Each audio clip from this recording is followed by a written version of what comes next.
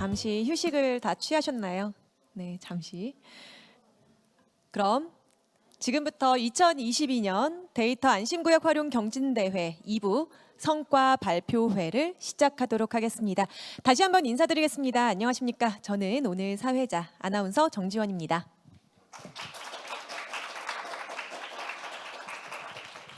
네, 앞서 일부 시상식이 진행됐는데요. 다시 한번 수상하신 수상팀들께 큰 박수 부탁드립니다. 축하의 박수 부탁드립니다. 오늘 2부 행사는 성과 발표회로 진행이 되겠습니다. 발표 순서는 대상부터 최우수상, 우수상, 장려상 순으로 발표를 진행하겠습니다. 먼저 첫 번째 대상을 받은 포시즌스 팀의 발표를 들어보도록 할 텐데요. 포시즌스 팀의 주제는 지역별 금융 현황 및 금융사기 실태 시각화를 통한 서비스 및 정책 재현입니다. 포시즌스 팀이 앞으로 발표자가 앞으로 나올 때 큰 박수로 환영해 주시기 바랍니다.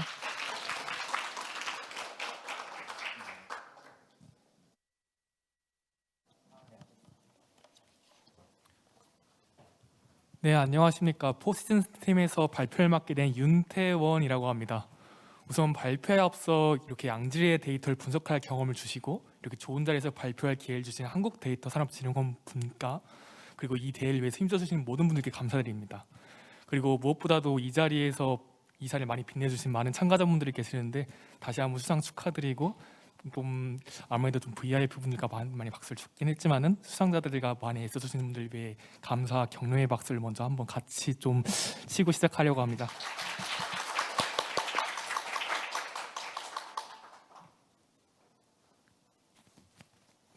네, 그럼 발표 시작하겠습니다.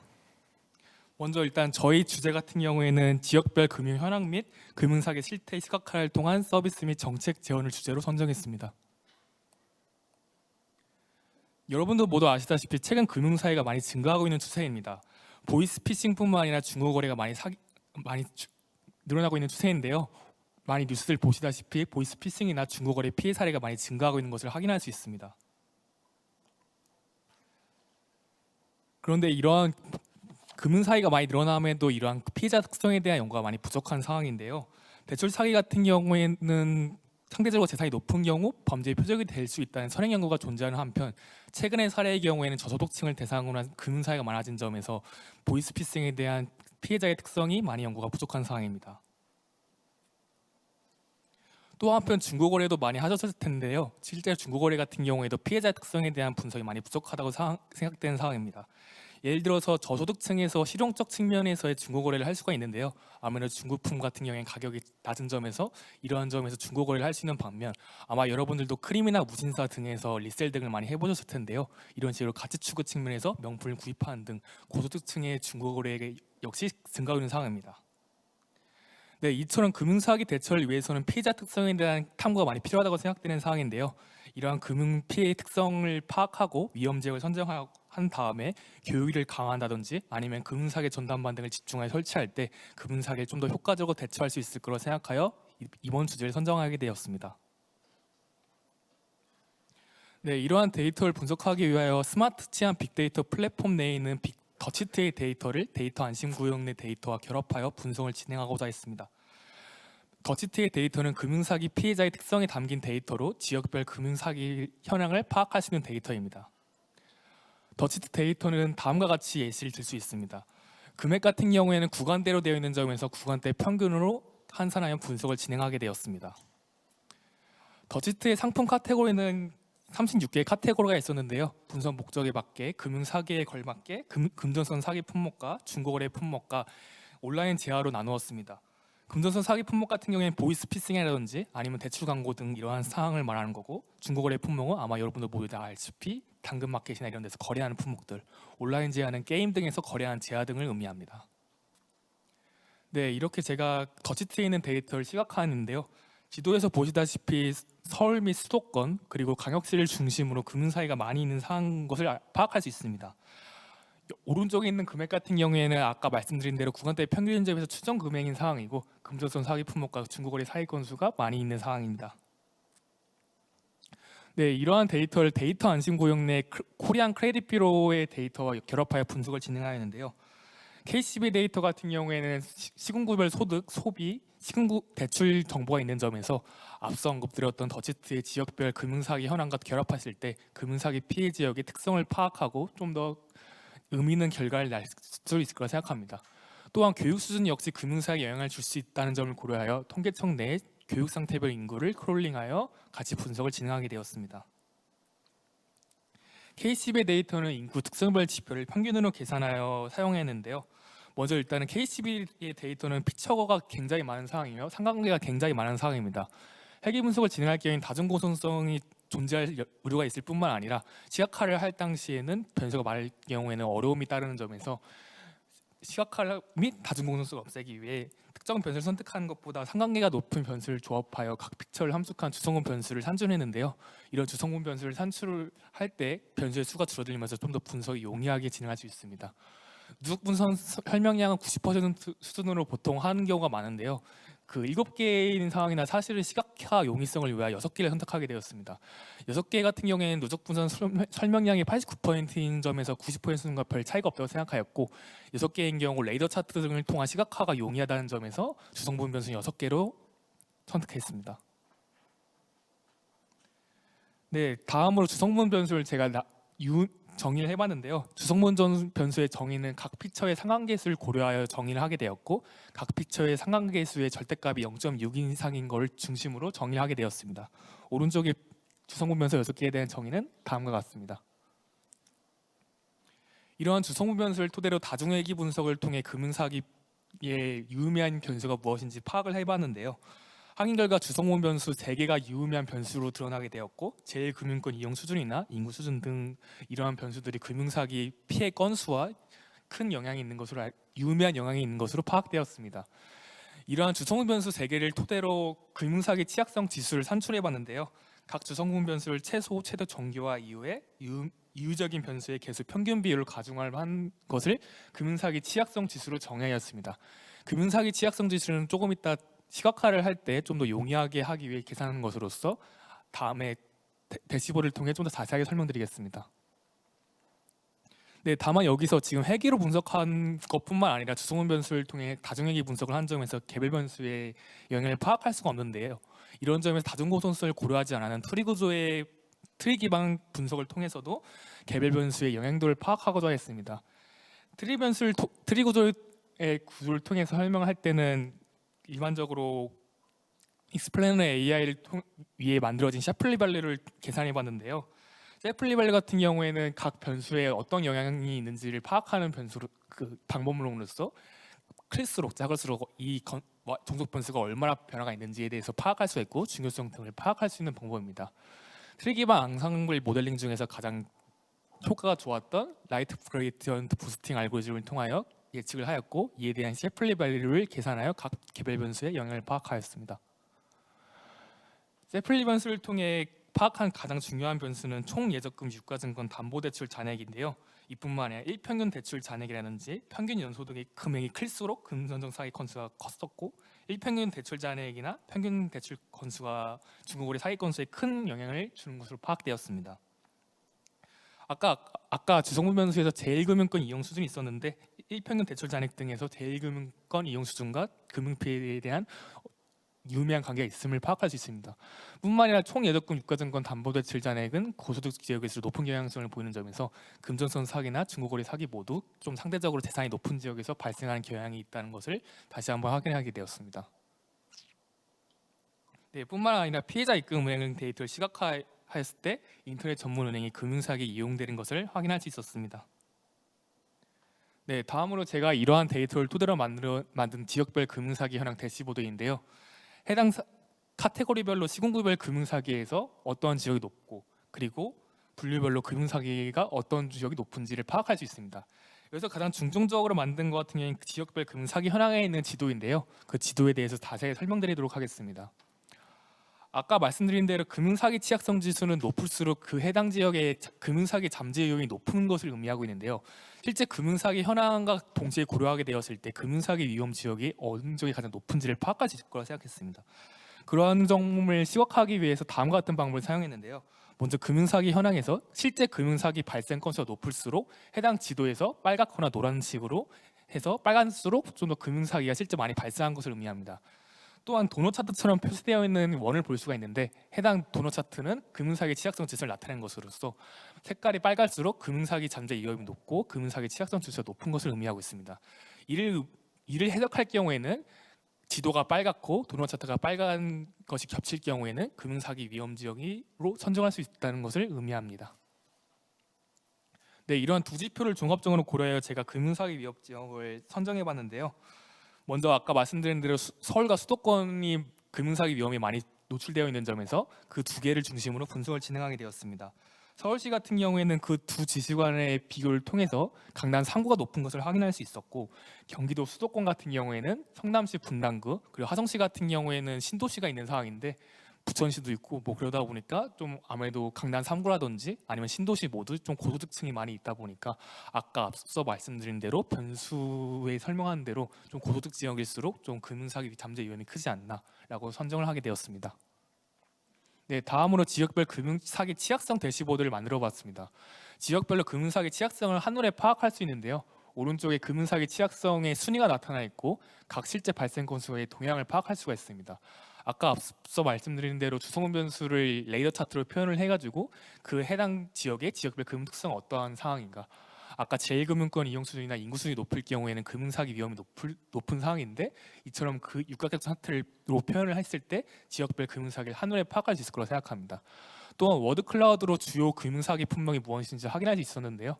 아래와 빨갈수록 그 해당 금융사기 품목의 건수가 많은 상황인 것으로 뭐 예를 들어 성동구 같은 경우에는 티켓 상품권 관련 사기가 많고 패션이나 의류, 핸드폰 이런 식으로 좀 아마 많은 분들이 중고거래나 그런 거래를 많이 해보셨을 텐데 좀 저희의 직관하고도 어느 정도 일치한 결과를 볼 수 있습니다. 네, 이러한 데이터 활용 방안은 다음과 같습니다. 먼저 기본적으로 금융사기 예방 교육을 강화할 수 있고 스마트 치안을 강화할 수 있는데요. 인터넷 전문 은행에 대한 금융사기 대응 방안을 마련하고 금융사기 위험 지역을 토대로 예방 교육을 강화할 때 큰 효과를 거둘 수 있을 거라고 생각합니다. 무엇보다 회사의 비즈니스 모델 측면에서는 안심거래 플랫폼 입지 선정을 할 수 있다고 생각하게 되었는데요. 저희 학교 주변에는 프리바라는 플랫폼이 오프라인 중고거래 플랫폼으로 나와 있는데 이 경우에는 직접 물건을 확인할 수 있고 하자 여부를 직접 확인할 수 있는 점에서 정보의 투명성을 높이고 안전하게 중고거래할 수 있는 상황입니다. 이러한 이 플랫폼을 토대로 강남 3구라든지 아니면은 성남시 분당구 등 이러한 곳에 안심거래 플랫폼을 선정하고 그리고 설치를 하게 되었을 때 금융사기를 낮출 수 있을 뿐만 아니라 기업 입장에서는 여기에 대한 수수료를 얻으면서 이익을 추구할 수 있지 않을까라고 생각을 하고 있습니다. 네, 기대 효과는 다음과 같습니다. 먼저 금융사기 피해자 특성을 파악한 선행유가 많이 부족했다고 앞서 말씀드렸는데요. 이런 금융사기 피해 지역을 간접적으로 파악을 함으로써 좀 피해자 특성에 대해서 좀 이해를 그나마 높일 수 있었고, 그리고 스마트 치안을 강화한다는 것은 인터넷 전문은행에 대한 어떤 대응방을 마련한다든지 아니면 이러한 금전성 사기 품목을 어떻게 대응해야 되는지 그런 점에 좀 기여를 할 수 있을 거라고 생각하고, 아까 안심거래 플랫폼과 같이 이런 식으로 중고거래 사기를 막을 수 있는 예방할 수 있는 방안을 마련할 때 중고거래 시장 성장을 기여할 수 있을 거라고 생각합니다. 최근 중고거래 시장이 많이 성장하고 있는 만큼 이러한 금융 사기에 대한 연구 역시 좋은 기대 효과를 거두리라 생각하고 있습니다. 이상 발표를 마치겠습니다. 감사합니다. 네, 포시즌스 팀의 발표였습니다. 발표해주신 포시즌스 팀을 위해서 다시 한번 큰 박수 부탁드립니다. 아무래도 요즘 관심사 중에 하나를 주제로 선정을 해서 정말 유익한 발표가 아니었나 또 싶습니다. 데이터 활용을 또 시각화했다는 자체가 제 눈에도 띌 수 있었는데요. 요즘 금융사기가 참 많은 종류로 진화하고 있다 보니까 이런 부분을 또 관심을 갖게 될 수 있는 시간이었던 것 같습니다. 네, 다음으로 킨더붐 팀의 발표를 들어보도록 하겠습니다. 킨더붐 팀의 주제는 데이터 분석을 통한 서울시 지하철역 어린이집 입지 선정입니다. 큰 박수로 환영해 주시기 바랍니다.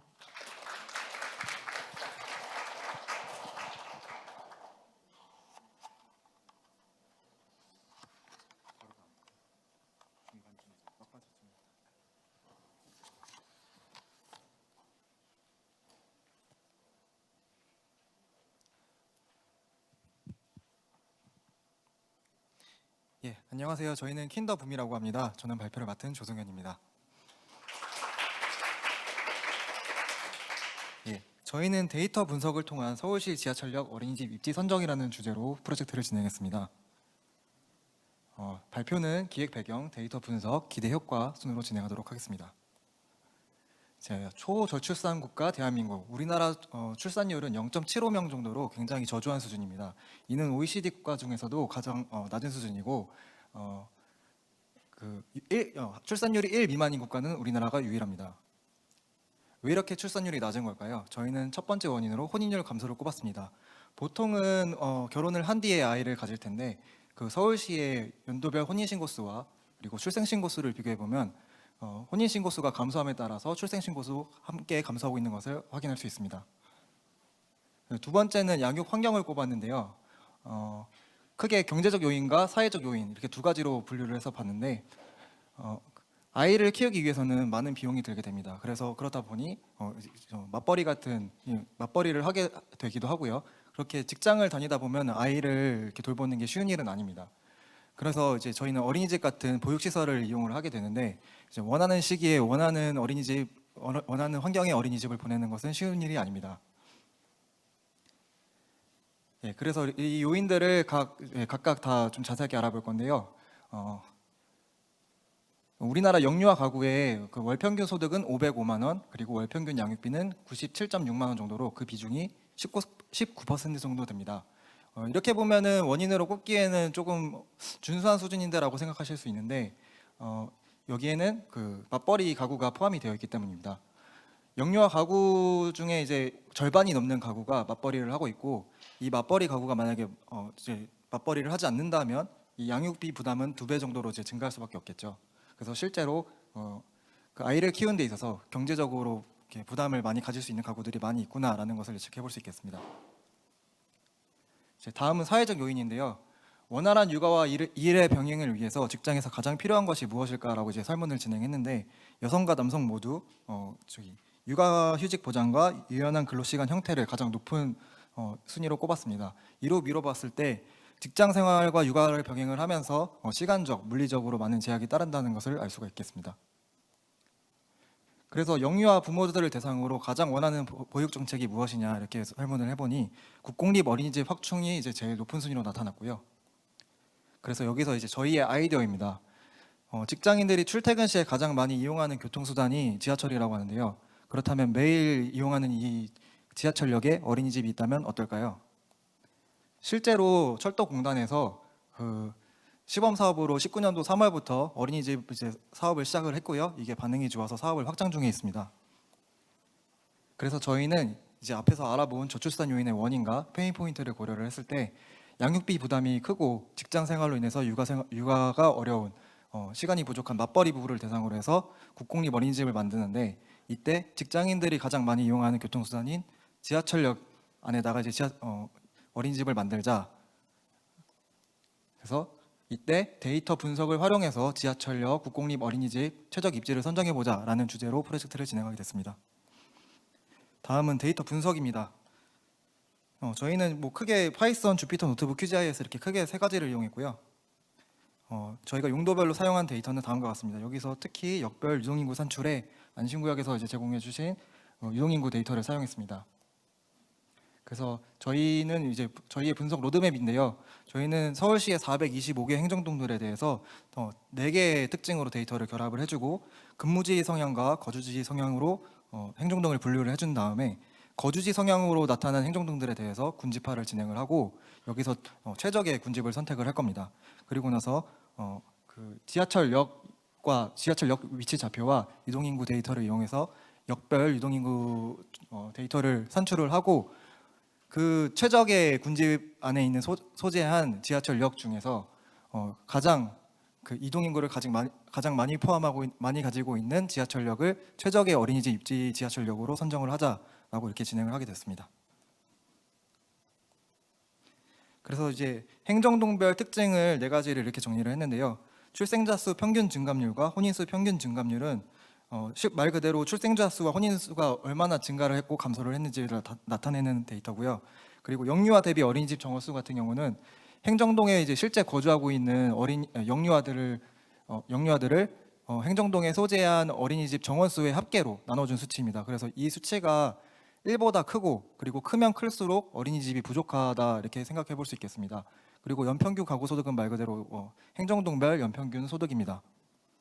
그래서 이 특징들을 바탕으로 히스토그램을 그려서 행정동들의 분포를 알아봤는데요. 출생자 수 평균 증감률과 혼인 평균 증감률을 보면은 실제 서울에 있는 행정동들이 대체로 많이 이제 혼인율과 출산율이 감소하고 있다라고 이제 알 수 있었고요. 그리고 영유아 대비 어린이집 정원 수를 봤을 때는 아까 이제 1보다 크면은 어린이집이 부족할 거다라고 이제 예상을 해볼 수 있겠다라고 말씀드렸는데 대체로 많은 행정동들이 다 1 이상으로 위치하면서 어린이집이 많이 부족하다는 사실을 알 수 있었습니다. 그리고 연평균 가구 소득은 서울시의 연평균 가구 소득은 대체로 4천만 원에서 6천만 원 사이 정도로 분포 있는 것을 확인할 수 있었습니다. 다음은 근무지와 거주지 성향 행정동 분류인데요. 저희가 근무지와 거주지 성향의 행정동을 분류를 한 이유는 이 지하철역 어린이집을 선정을 할 때 그 직장 쪽에 가까운 지하철역이 아니라 실제 거주하고 있는 우리 집에 가까운 그 지하철역의 어린이집이 입지하는 것이 적절하다고 생각을 했기 때문입니다. 그래서 영유아 부모의 대상 연령이 될 만한 25세에서 45세 대상 인구를 가지고 출근 시간대 7시에서 10시 이 시간대 인구 증감을 가지고 인구가 증가하게 되면 근무지, 감소하게 되면 거주지 형태로 이제 저희가 구분을 해줬습니다. 그래서 거주지 성향 행정동은 315개 행정동, 근무지 성향은 110개 행정동으로 나타났고요. 그래서 이후에 저희는 거주지 성향의 행정동에 대해서만 분석을 진행했습니다. 다음은 K민즈를 활용한 군집화인데요. 군집화를 하고 이제 최적의 군집을 선정을 해줄 건데 먼저 전처리를 해서 이게 보니까 한 개 행정동이 조금 이상치로 보이는 것이 있어가지고 이걸 제거를 해줬고요. 그리고 앞서 이제 보았던 특징들 4가지를 군집화의 변수로 사용을 하는데 이게 다 이제 단위가 다 다르기 때문에 민맥스 스케일러를 통해서 표준화를 진행을 해줬고 그리고 PCA를 활용해서 4개의 변수를 2개의 차원으로 축소를 해줬습니다. 그리고 엘보 메소드와 이제 실루엣 스코어를 활용을 해서 저희는 5개의 군집이 가장 적절하겠다라고 판단을 내렸고요. 그래서 5개의 군집으로 분류를 해본 결과 클러스터 1번이 유일하게 출생자 수와 혼인 증감률이 양의 방향으로 이제 증가를 하고 있는 것을 확인할 수 있었고 연평균 가구 소득 같은 경우에도 1번 클러스터가 이제 비교적 다른 그 군집에 비해서 소득 수준이 많이 낮은 걸로 보였고요. 그리고 영유아 어린이집 정원 수로 이제 살펴봐도 이제 두 번째로 영유아 어린이집이 부족하다라고 이제 좀 살펴볼 수 있었습니다. 저희가 2차원으로 차원 축소를 했기 때문에 다음과 같은 시각화가 가능했고요. 그래서 저희는 어린이집 수요가 상대적으로 높고 육아 비용 부담이 큰 클러스터 1번을 최우선 군집으로 채택을 하기로 했습니다. 다음으로 이제 지하철역 위치 좌표 데이터로 좌표 데이터와 유동인구 좌표 데이터를 결합을 해서 역별 유동인구를 산출하는 과정입니다. 그 안심구역에 있는 서울시 유동인구 정보 데이터는 이제 날짜별로 일자별로 다 쪼개져 있는 데이터고 컬럼이 이렇게 다양한 데이터였는데요. 이거를 저희의 필요에 따라서 하나의 데이터로 결합을 해줬습니다. 그리고 이제 저희는 그 지하철역 위치를 기반으로 유동인구를 구해줄 거기 때문에 지하철역 위치 좌표가 필요했는데 이거는 셀레니움과 크롬 드라이브를 활용해서 구글 어스를 통해서 좌표를 수집을 해줬습니다. 혹시 영상 틀 수 있나요?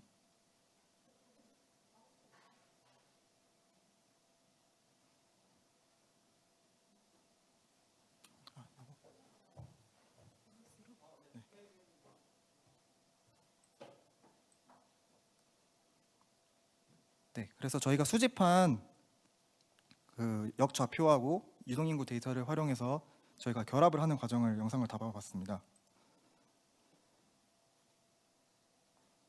이제 유동인구 좌표를 찍어보니 이렇게 서울시 안에 빼곡하게 찍힌 걸 확인할 수 있고요.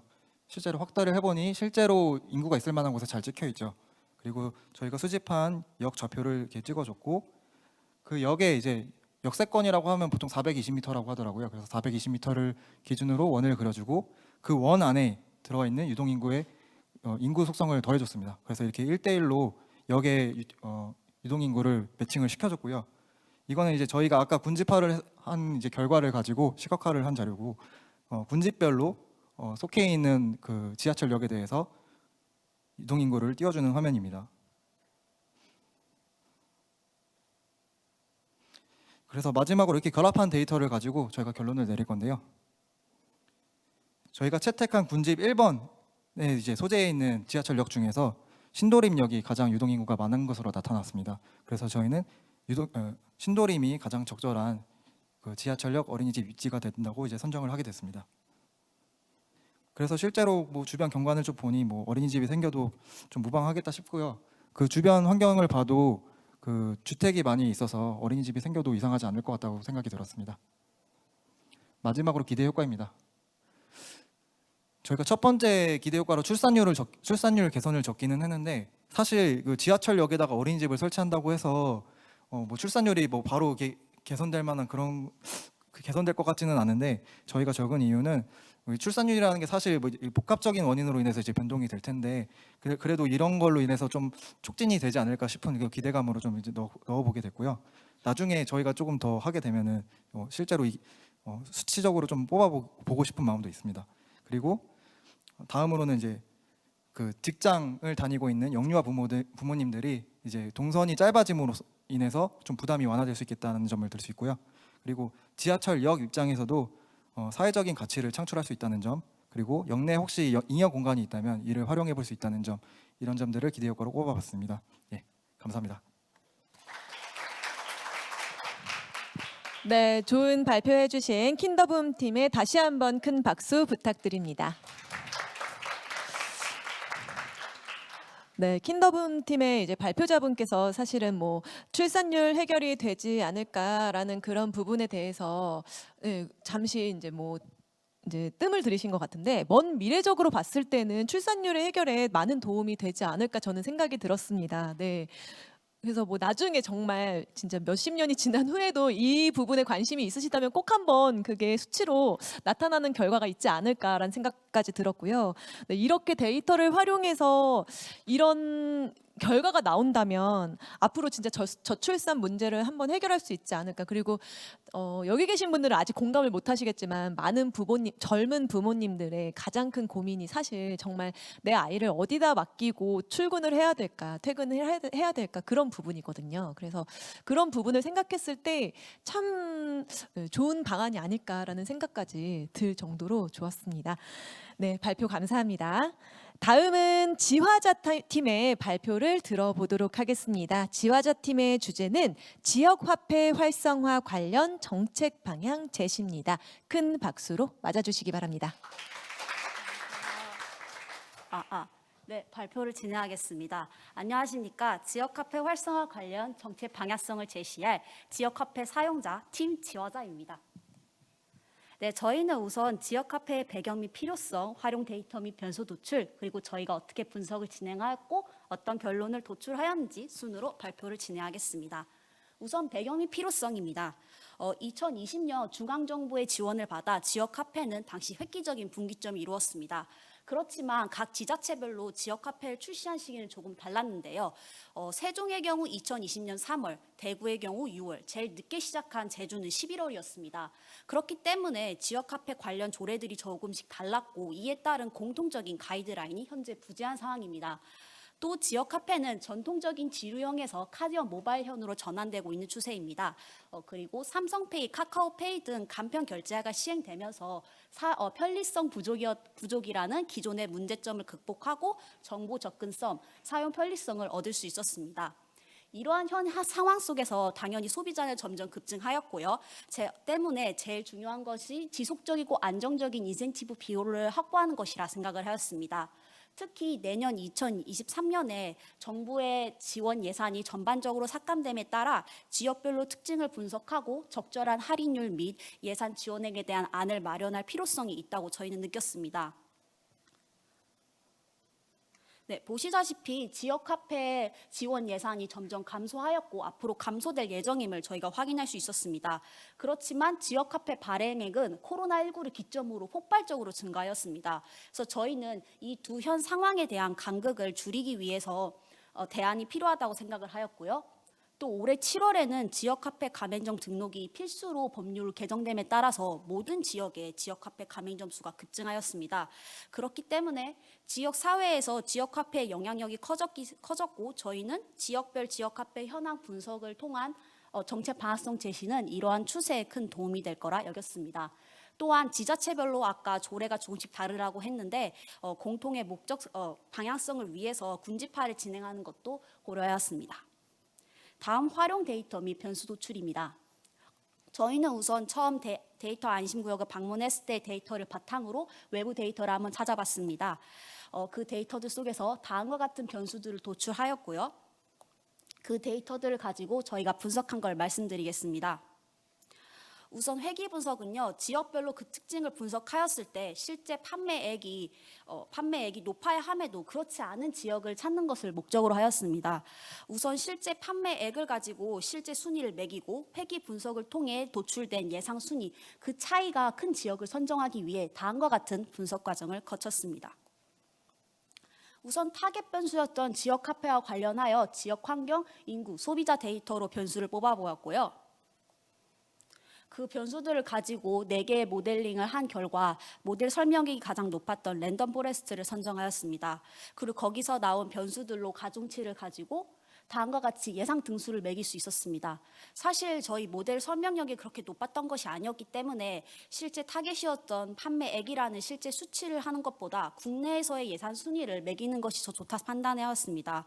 그 예상 순위를 산정하는 방법에 대해 조금 설명을 드리자면은 일단 2021년 6월에 실제 판매액을 가지고 실제 등수를 매깁니다. 그리고 회귀 분석을 통해 얻은 가중치를 변수들과 곱하고 이를 합산한 것을 그 지역의 지역 점수로 보았습니다. 그렇게 도출된 지역 변수들로 이렇게 예상 등수를 매길 수 있었고요. 실제 등수와 예상 등수의 차이가 있었던 6개 지역을 선정, 그리고 그중에서 차이가 컸던 경상북도, 경상도, 부산을 선정할 수 있었습니다. 저희는 또 저희가 도출한 이 지역들이 유의미하게 잘 도출하였는지를 한 번 더 더블 체크하기 위해서 소상공인 상권과 인구수 데이터를 한번 가져와 보았습니다. 보시다시피 저희가 선정한 3개의 지역들이 모두 각각 상위권에 있는 반면 지역 카페 판매량은 이에 미치지 못하는 것을 확인하였고 저희의 결과가 유의미한 것임을 다시 한번 확인할 수 있었습니다. 이 중에서 그 차이가 컸었던 서울은 특별히 제외를 하였는데요. 보시다시피 서울페이 출시 기점으로 감소하고 있거나 누락된 것을 볼 수 있습니다. 또한 서울은 국가보조금 미지원 대상이며 지역 화폐 발행액과 가맹점수, 가입자 수가 2, 3위에 해당하는 상위권을 차지하고 있기 때문에 서울은 그 특수성을 반영하여 제외를 하게 되었습니다. 다음은 군집 분석입니다. 저희는 K-민스 클러스터링을 사용하였습니다. 전국 시도를 유사한 특성을 가진 군집으로 묶어 지역 화폐 활성화에 필요한 군집 및 지역을 선정하는 것이 저희의 목표였습니다. 일단 K-민스 클러스터링 같은 경우에는 거리 기반 알고리즘이기 때문에 변수의 수가 많으면 정확도가 떨어집니다. 그래서 간단한 상관 분석을 통해 상관관계 개수가 너무 높았던 인구, 경제활동 인구, 그리고 재난지원 결제 건수와 금액 중에서 각각 한 가지만 선택하여 분석을 진행하였습니다. 일단 저희는 엘보우 포인트로 최적의 군집 개수를 한번 선정해 보았는데요. 그 결과 0.7 전체 실루엣 개수가 0.75로 안정적인 수치가 나왔으나 개별 군집의 실루엣 개수 편차가 작은 것이 더 중요했기 때문에 저희는 개별 군집의 편차를 그래프로 한번 표현해 보았습니다. 그 결과 보시다시피 과하게 개괄적으로 군집된 걸 볼 수 있었고 저희는 전체 실루엣 개수가 조금 낮더라도 균일하게 나누어진 6개의 군집을 최종 선정하게 되었습니다. 그 결과를 저희가 표로 나타낸 것입니다. 군집 0번부터 군집 5번까지 폐업체 수, 소비금액, 소득으로 유사하게 나눠졌습니다. 조금 살펴보자면은 서울과 경기 같은 경우에는 그 편차가 커서 군집이 따로 나누어졌고 경북, 경남, 울산, 세종, 제주가 이렇게 클러스터링 된 것을 확인할 수 있었습니다. 이 결과를 좀 더 알기 쉽게 한번 태블로로 시각화를 해보았습니다. 저희는 우선 소비를 소득으로 나눠 소득 대비 소비 순위를 나타내 보았는데요. 상단에 보시면은 경남과 경북이 속한 군집 4번이 상위권을 차지하고 있고 군집 3번이 하위권을 차지하고 있음을 볼 수 있습니다. 폐업체 수 순위 같은 경우에는 소득 대비 순위에서 하위권을 차지했던 군집 3번이 오히려 여기서 상위권을 차지하고 있고 군집 5번이 하위권을 차지하고 있음을 확인하였습니다. 저희의 목적은 소득 대비 소비가 낮고 폐업률이 높은 지역이 지역 카페 활성화가 필요한 지역이라고 생각을 했습니다. 그래서 이 두 가지 조건을 모두 만족한 군집 3번 부산, 대구, 인천을 최종 선정하게 되었습니다. 그 외에도 소득 대비 소비가 낮은 지역은 지역 화폐 할인율을 타 지역보다 높게 설정하여 소비자 대상 전략이 필요하다 생각하였고, 폐업률이 높은 지역은 가맹점 혜택을 조금 더 늘려 가맹점을 좀 더 신경 쓰는 전략이 필요하지 않을까 싶습니다. 다음으로 저희가 내린 분석에 대한 결론에 대해 말씀드리겠습니다. 저희는 회계 분석을 통해 다음과 같은 변수들을 고려하여 경남, 경북, 부산을 선정하였고, 군집 분석은 부산, 대구, 인천을 선정하였습니다. 작년 2021년에 코로나19로 인해 지역 경제가 침체되었습니다.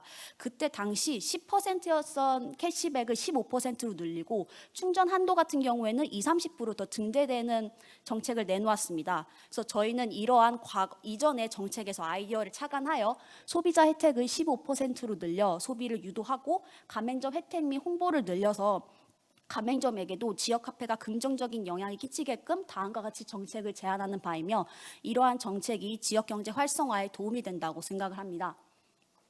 다음 분석의 한계 및 의의입니다. 저희가 사실 2020년의 데이터를 활용했기 때문에 현 상황 2020년에 변화된 이런 상황을 잘 반영하지 못해 조금 아쉬웠습니다. 또한 회계 분석에 있어 타겟에 가장 영향을 미쳤던 지역화폐 발행 규모 데이터가 미공개 데이터이고, 가맹점 변수 또한 올해 개정된 정책으로 인해 무의미한 변수가 되었기 때문에 회계 모델 설명력을 조금 높일 수 없었다는 한계점을 가지고 있었습니다. 그럼에도 저희의 분석이 지역 화폐 활성화에 도움이 될 수 있을 거라고 생각을 하였는데요. 우선 첫 번째로는 지역 화폐 관련 연구들은 보통 서울시나 아니면 특정 지역만을 대상으로 진행이 되었습니다. 그렇지만 저희는 분석을 전국 단위로 실행함으로써 지역별 비교가 가능케 하였습니다. 두 번째로 저희가 군집화를 진행하였을 때 나누어진 군집별로 지역을 이렇게 분석을 하다 보면은 시간과 비용 측면에서 절감 효과를 또 얻을 수 있습니다. 마지막으로 지역화폐 활성화 관련해서 혜택이나 이런 정책들이 소비자 위주로 조금씩 돌아가고 있었습니다. 그렇기 때문에 저희가 내세운 가맹점 혜택에 대한 정부의 정책 방향성 제시는 정부, 소비자, 가맹점 이 세 가지의 관점에서 조화롭게 맞물려서 돌아갈 수 있게끔 하여 지역화폐 활성화에 큰 기여를 할 수 있을 거라고 생각을 하였습니다. 네, 발표 들어주셔서 감사합니다. 네, 좋은 발표해 주신 지하철 팀께 다시 한번 큰 박수 부탁드립니다. 네, 사실 제가 여행을 되게 좋아하는데요. 국내 여행, 코로나가 이제 발생하고 나서 국내 여행을 다니면서 저도 지역 화폐를 많이 사게 되더라고요. 이게 지역 경제 활성화를 위해 발행이 된 거잖아요. 이 지역 화폐는 그때 당시에 이제 그때부터 지금까지 계속해서 저는 여행을 다닐 때 그 여행지에 지역 화폐가 있는지 없는지 항상 검색을 하게 되거든요. 근데 앞서 이제 지화자팀의 발표자분께서 얘기해 주신 것처럼 그 지역마다 할인율이 다 다르더라고요. 그리고 또 소비자 중심이라고 얘기를 해주셨는데 정말 맞더라고요. 왜냐면 가맹점이 어떤 곳은 많은데 또 어떤 곳은 되게 적어요. 그래서 이 지역을 갔을 때는 이 지역 화폐를 샀지만 거의 안 쓰게 되는 경우도 있었고, 또 다른 지역에서는 많이 쓰게 되는 경우도 있어서 그 지역 화폐를 쓰게 되는 지역을 더 많이 여행지로 선정을 하게 되더라고요. 저 나름대로. 그래서 이게 단지 지역 경제 활성화뿐만 아니라 이제 여행하시는 분들, 그리고 또 다른 타 지역에서 오셔서 사용할 수 있도록 더 활용 방안이 되지 않을까. 근데 이런 데이터를 활용해서 이렇게 먼 미래까지 볼 수 있는 상황이 생길 수 있었던 것에 대해서 되게 좋은 발표였던 것 같습니다. 네, 감사합니다. 네, 다음으로 또 이제 발표를 들어볼 텐데요. 이제부터는 우수상 팀입니다. 먼저 육회상쾌 통계팀의 발표인데요. 이 육회상쾌 통계팀의 발표는 주제는 외출할 결심, 서울시 전동보장구 급속충전기 수요지 선정 및 확충 방안입니다. 큰 박수로 맞아주시기 바랍니다.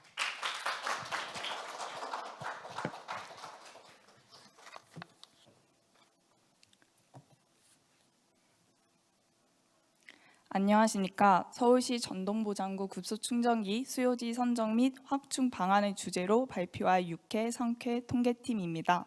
발표를 시작하도록 하겠습니다. 발표 순서는 크게 주제 선정 배경, 분석 과정, 분석 결과 순으로 진행하겠습니다. 먼저 현황 분석입니다. 국내에서는 기후변화에 대응하기 위해 친환경 자동차 보급이 확산되었고 그에 따른 전기차 급속 충전기 수도 증가하였습니다. 그러나 급속 충전기가 필요한 또 다른 이동 수단인 전동보장구는 전기차에 비해 굉장히 낮은 수준을 유지하고 있었으며 지역별 편차가 더 큰 것으로 보였습니다. 이에 전동보장구 급속 충전기에 대한 관심과 공급이 부족한 상태임에 저희는 주목하였습니다. 다음은 수요 현황입니다. 전동보장구의 주 수요자인 장애인 수와 소지수 또한 모두 증가하는 추세를 보이고 있었으며 이에 전동보장구의 수요는 계속 증가할 것이고 충전에 필요한 급속 충전기 수요 또한 증가할 것으로 기대하였습니다. 마지막으로 수요자 분석입니다. 약 48%의 수요자들이 방전을 경험하였고 급속 충전기 이용 시 가장 불편한 사항으로 설치수로 뽑았습니다. 현재 국내에서는 급속 충전기의 위치를 알려주는 휠놀이 어플과 유튜브에 이용 방법을 업로드하는 등 다른 불편한 사항을 개선하고자 하는 움직임이 두드러 보였지만 설치 수에 대한 움직임이 없었던 점에 주목하여 인구 밀도가 가장 높은 서울시 한정으로 급속 충전기 확충 방안을 모색하고자 주제를 선정하였습니다. 다음은 분석 배경입니다. 저희는 수요자들이 주로 이용하는 급속 충전기의 위치 정보와 선행 연구, 뉴스 기사 등을 활용하여 가설을 설정하였고 분석에 쓰일 변수들을 선택하였습니다. 가설은 크게 4가지로 인구, 복지시설, 집계시설, 지역 면적과 관련이 있을 것이라고 생각하였습니다. 본 프로젝트에서 쓰일 데이터와 변수는 다음과 같습니다. 설정한 가설과 변수에 따라 데이터 안심구역 내 상권 데이터 중심으로 분석을 진행하였습니다. 먼저 객관적인 수치로 두 변수 간의 관계를 파악하고자 상관계수를 히트맵으로 시각화하였습니다. 독립변수 간의 상관계수는 대체로 높은 편으로 다중 공산성이 의심되었으며 종속변수와 독립변수들 사이의 상관계수는 다소 낮은 수치를 보이고 있었습니다. 다음은 3점도 행렬을 통해서 데이터의 구조와 관계를 시각적으로 파악하였습니다. 대각선 행렬 부분을 통해서 데이터들이 정규 분포보다는 한쪽으로 치우쳐져 있거나 쌍봉 분포의 형태를 가지고 있음을 보았습니다. 또한 일부 독립변수들 간에 강한 양한 선형 관계가 있었고 종속변수와의 관계에서는 원에 가까운 형태가 보이기 때문에 거의 무상관이거나 낮은 선형성인 관계를 가지고 있는 것을 확인하였습니다. 다음은 분석 과정입니다. 저희는 통계 분석 기법 중 다중선형 회귀 분석을 이용하여 전동보장구 급속 충전기 수에 대한 회귀 모형을 도출하였습니다.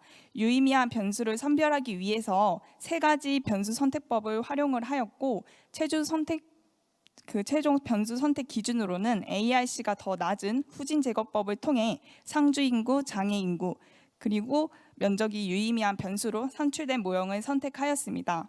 해당 모형을 통해서 급속 충전기의 변동은 독립변수의 변동에 의해서 약 42% 설명이 가능했으며 유의소 수준 5%보다 작았던 점에서 기무 가설을 기각하여 유의미한 회귀 모형임을 확인하였습니다. 다음은 모형 진단입니다. 다중선형 회귀 분석이 있어서 선형성, 등분산성, 정규성, 독립성인 총 4가지 가정을 해야 했었기 때문에 선택한 모형이 그 가정을 만족하는지에 대한 확인이 필요했습니다.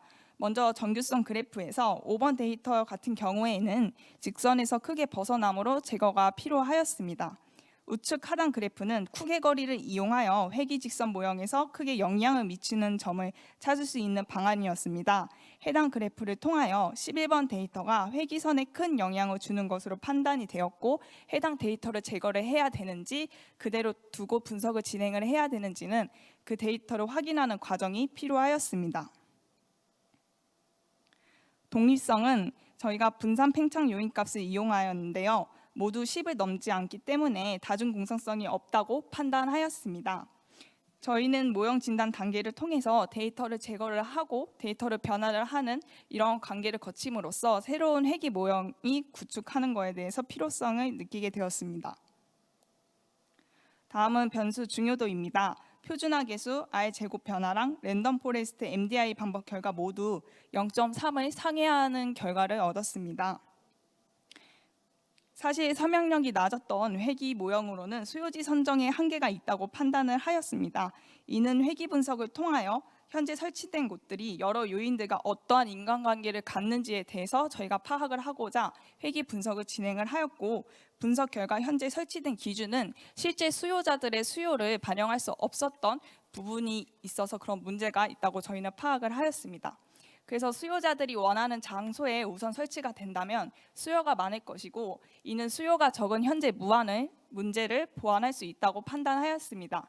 그렇기에 실제 전동보장구 수요자들의 의견을 반영할 수 있는 전동보장구 충전소 운영 효율화 방안 연구 결과를 이용하여 데이터 안심구역의 상권 데이터 중심으로 저희는 변수 중요도를 추정을 하여 점수를 산출하였습니다.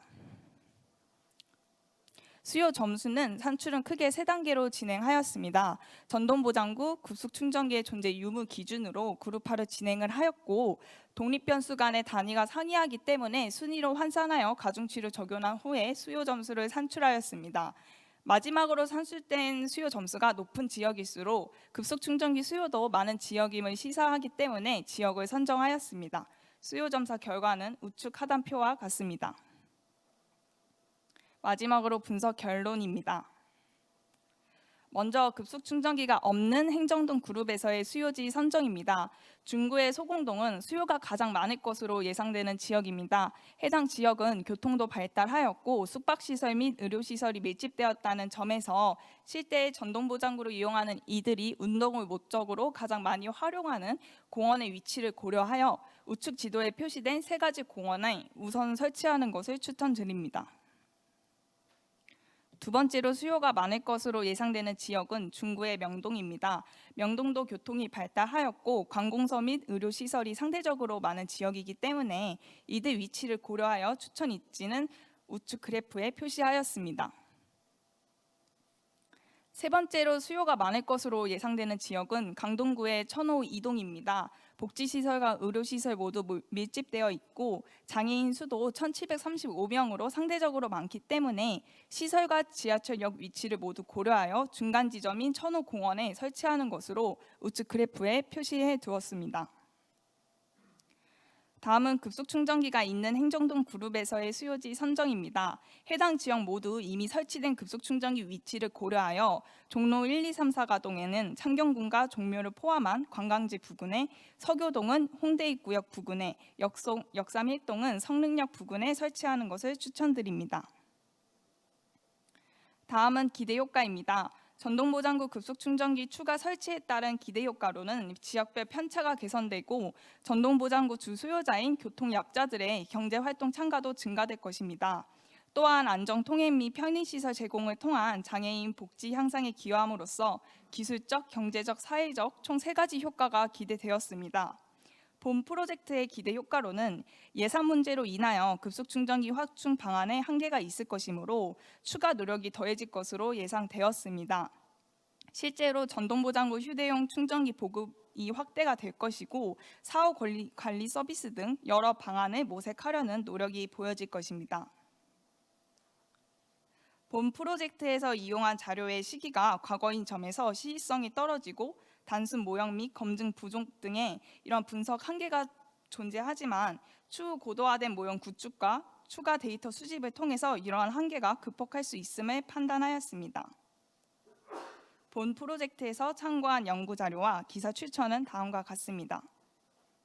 이상으로 발표를 마치겠습니다. 감사합니다. 네, 육회 상쾌 통쾌팀의 발표 잘 들었습니다. 다시 한번 큰 박수 부탁드립니다. 네, 사실 저도 돌아다니면서 이 전동 보장구 급속 충전기에 대해 설치가 돼 있는 곳을 잘 보지를 못했던 것 같아요. 그리고 또 아무래도 돌아다니면서 그렇게 관심 있게 보지도 못했던 것 같아요. 제가 관심을 조금 덜 가졌던 것 같은데 한편으로는 오늘 이렇게 발표를 보면서 조금 더 관심이 생기지 않을까라는 생각도 들었고요. 또 돌아다니면서 그렇게 어디가 또 설치돼 있을까 더 궁금해지는 시간이었던 것 같습니다. 그리고 이런 데이터를 활용해서 이렇게 자료가 나온다면 교통약자 분들에게도 앞으로 더 조금 더 주장을 할 수 있는 한편에 도움이 되는 큰 발표가 아니었다 싶다는 꼭 말씀을 드리고 싶습니다. 네, 다음은 우수상 팀입니다. 뉴진스 팀의 모두의 도서관 발표를 들어보도록 하겠습니다. 네, 큰 박수로 맞아주시기 바랍니다.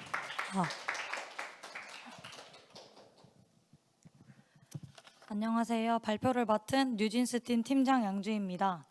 지금부터 K12 CEO상을 수상한 모두의 도서관 발표를 시작하겠습니다. 발표는 다음의 순으로 진행하겠습니다. 문제 제기입니다. 저희 팀은 모두 책 읽기를 좋아하고 도서관에 자주 방문하는데요. 어느 날 도서관에 간 우리는 생각했습니다. 왜 도서관에는 어린이들이 많을까? 물론 도서관은 어린이들의 문해력 향상과 독서 습관을 형성하는 데 아주 중요한 역할을 기여하고 있습니다. 하지만 더 많고 다양한 사람들이 함께 이용한다면 더 좋지 않을까요? 코시스에서 제공한 국내 성인 도서관 이용률을 살펴보면 지난 10여 년간 꾸준히 감소하고 있음을 확인할 수 있습니다. 성인들이 도서관을 찾지 않는 이유로는 다음의 이유들이 큰 비중을 차지하였습니다. 또한 도서관을 찾는 성인들은 공부 및 자료조사를 위해 찾는다고 합니다. 이렇듯 우리의 인식 속의 도서관은 책을 읽고 빌리는 자료 이용 중심의 공간인데요. 사실 도서관의 역할은 이뿐만이 아닙니다. 도서관은 온 국민의 평생 교육의 장으로서 보편적인 교육 기회를 제공하고 지역 커뮤니티 허브로서의 역할을 수행하고 있습니다. 도서관은 자료 이용 중심의 서비스뿐만이 아니라 문화 프로그램을 운영해 지역사회의 문화활동을 장려해야 합니다. 따라서 이번 아이디어 제안에 있어 저희 팀은 문화 프로그램에 초점을 맞추었습니다. 우선 서울시 공공도서관 프로그램의 실태를 점검해 보겠습니다. 서울시 공공도서관 프로그램의 연령대별 비율을 살펴보면 미성년을 타깃으로 한 프로그램의 비율이 53%였으며 어른을 대상으로 한 프로그램 중 어린이의 참여를 전제로 한 프로그램이 10%였으며 오직 시니어와 사회초년생을 대상으로 한 프로그램은 현저히 부족함을 알 수 있었습니다. 다음으로 해외 공공도서관 운영 사례를 살펴보면 다양한 타깃을 위한 프로그램을 운영해 도서관과 지역사회를 활성화시키고 있음을 알 수 있었습니다. 우리나라 공공도서관도 지역사회 활성화에 초점을 맞추어 인구 구조의 변화, 사회적인 문제를 고려해 이번 아이디어 제안에 있어 프로그램 대상 확대가 필요한 집단을 사회초년생, 시니어, 국내 이주민으로 설정했습니다. 아이디어 제안입니다. 저희 팀은 서울시 자치구 인구 특성을 반영한 공공도서관 프로그램 제안이라는 아이디어를 제안합니다. 먼저 데이터의 가용성을 고려해 분석 지역의 범위를 서울특별시로 한정지었습니다. 먼저 서울시 자치구별 사회초년생, 시니어, 국내 이주민의 인구 비율을 분석했고 서울시 각 자치구 도서관의 문학 프로그램의 주제와 대상의 비율을 분석해서 1의 인구 비율과 2의 프로그램 대상 비율을 사이의 갭을 확인하였습니다. 마지막으로 서울시 각 자치구 도서관 프로그램이 각 집단의 수요를 반영하고 있는지에 대해 확인하였습니다. 분석 프로세스는 다음과 같습니다. 서울시 각 자치구의 집단별 인구 비율을 분석해 지역별 인구 특성을 분석하였습니다. 다음으로 서울시 각 자치구 공공도서관 프로그램의 현황을 분석하였습니다. 마지막으로 SNS와 뉴스 크롤링을 통해 각 집단별 관심사를 분석해 각 집단에게 필요한 프로그램 주제에 대한 수요를 도출하였습니다. 앞서 설명한 각각의 분석을 통해 프로그램의 주제가 집단별 수요를 반영하고 있는지, 지역의 인구에 알맞게 프로그램이 시행되고 있는지에 대한 갭을 확인하였습니다. 먼저 데이터 처리 및 가공 과정입니다. 분석을 위해 수집한 데이터는 크게 인구 데이터, 도서관 문화 프로그램 데이터, 집단별 관심사 키워드 데이터를 활용하였습니다. 먼저 인구 데이터입니다.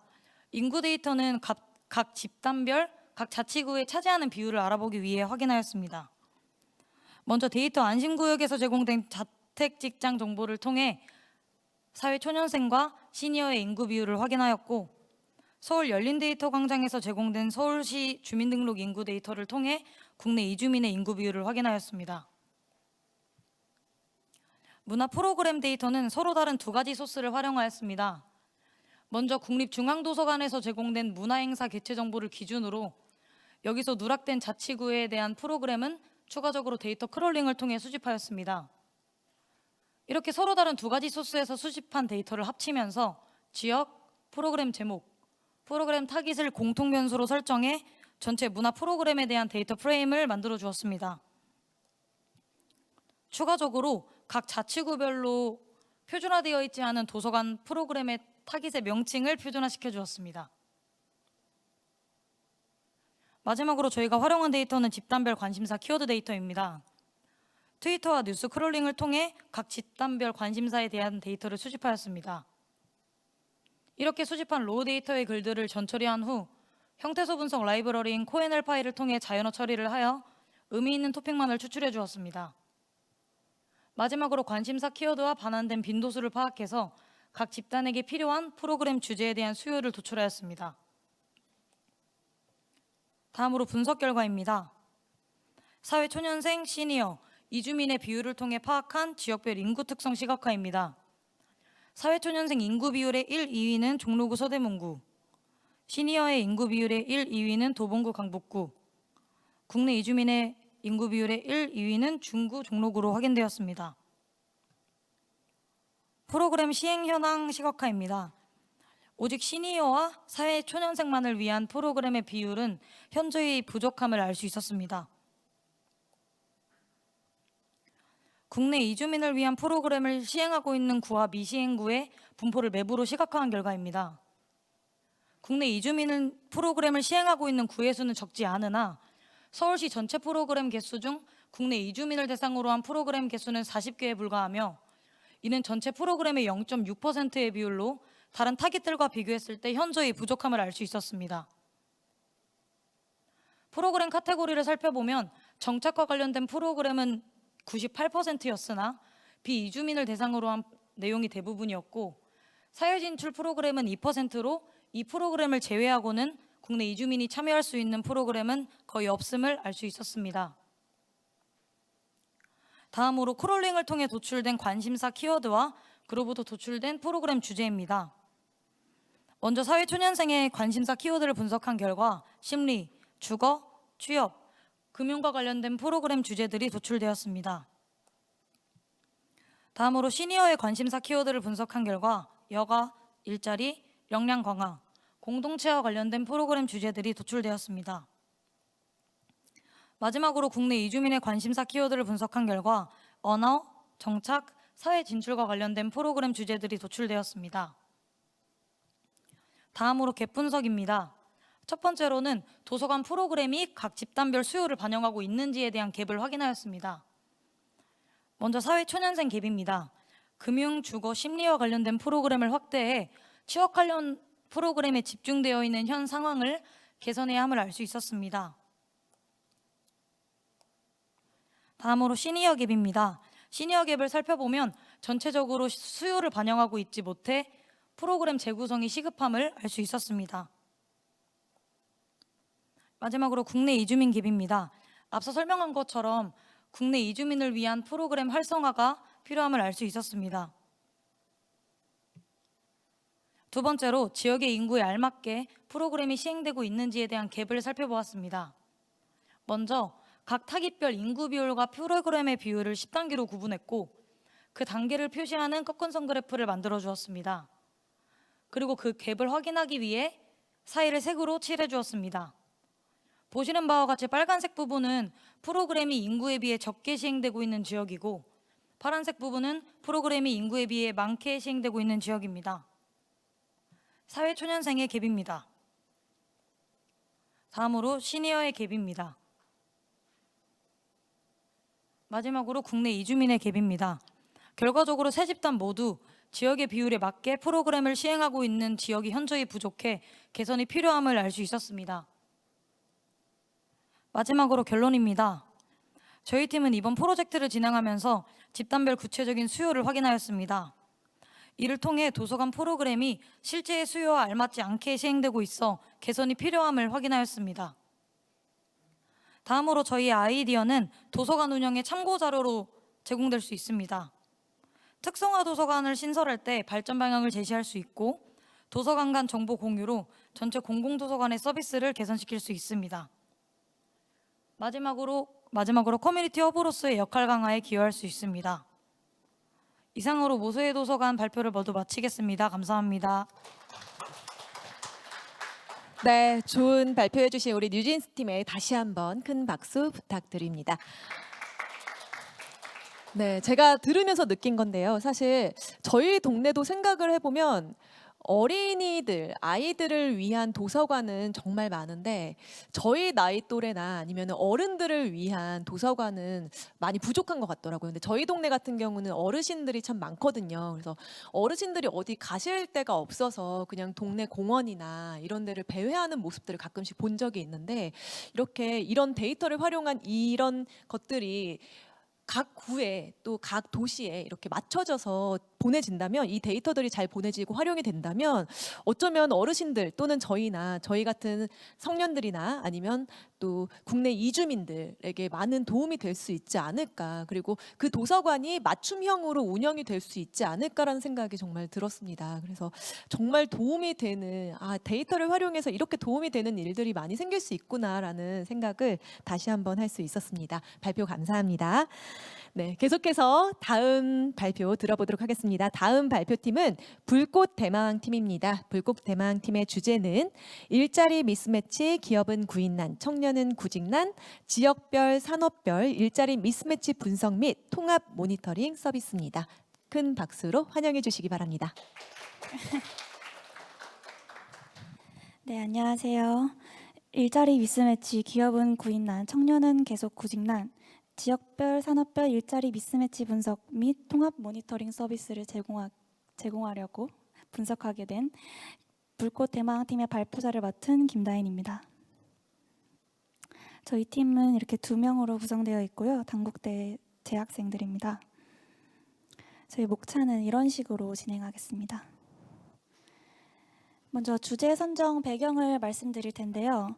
현재 대한민국의 전국 단위로 수치로 보게 되면은 최상위의 고용 동향을 기록하고 있습니다.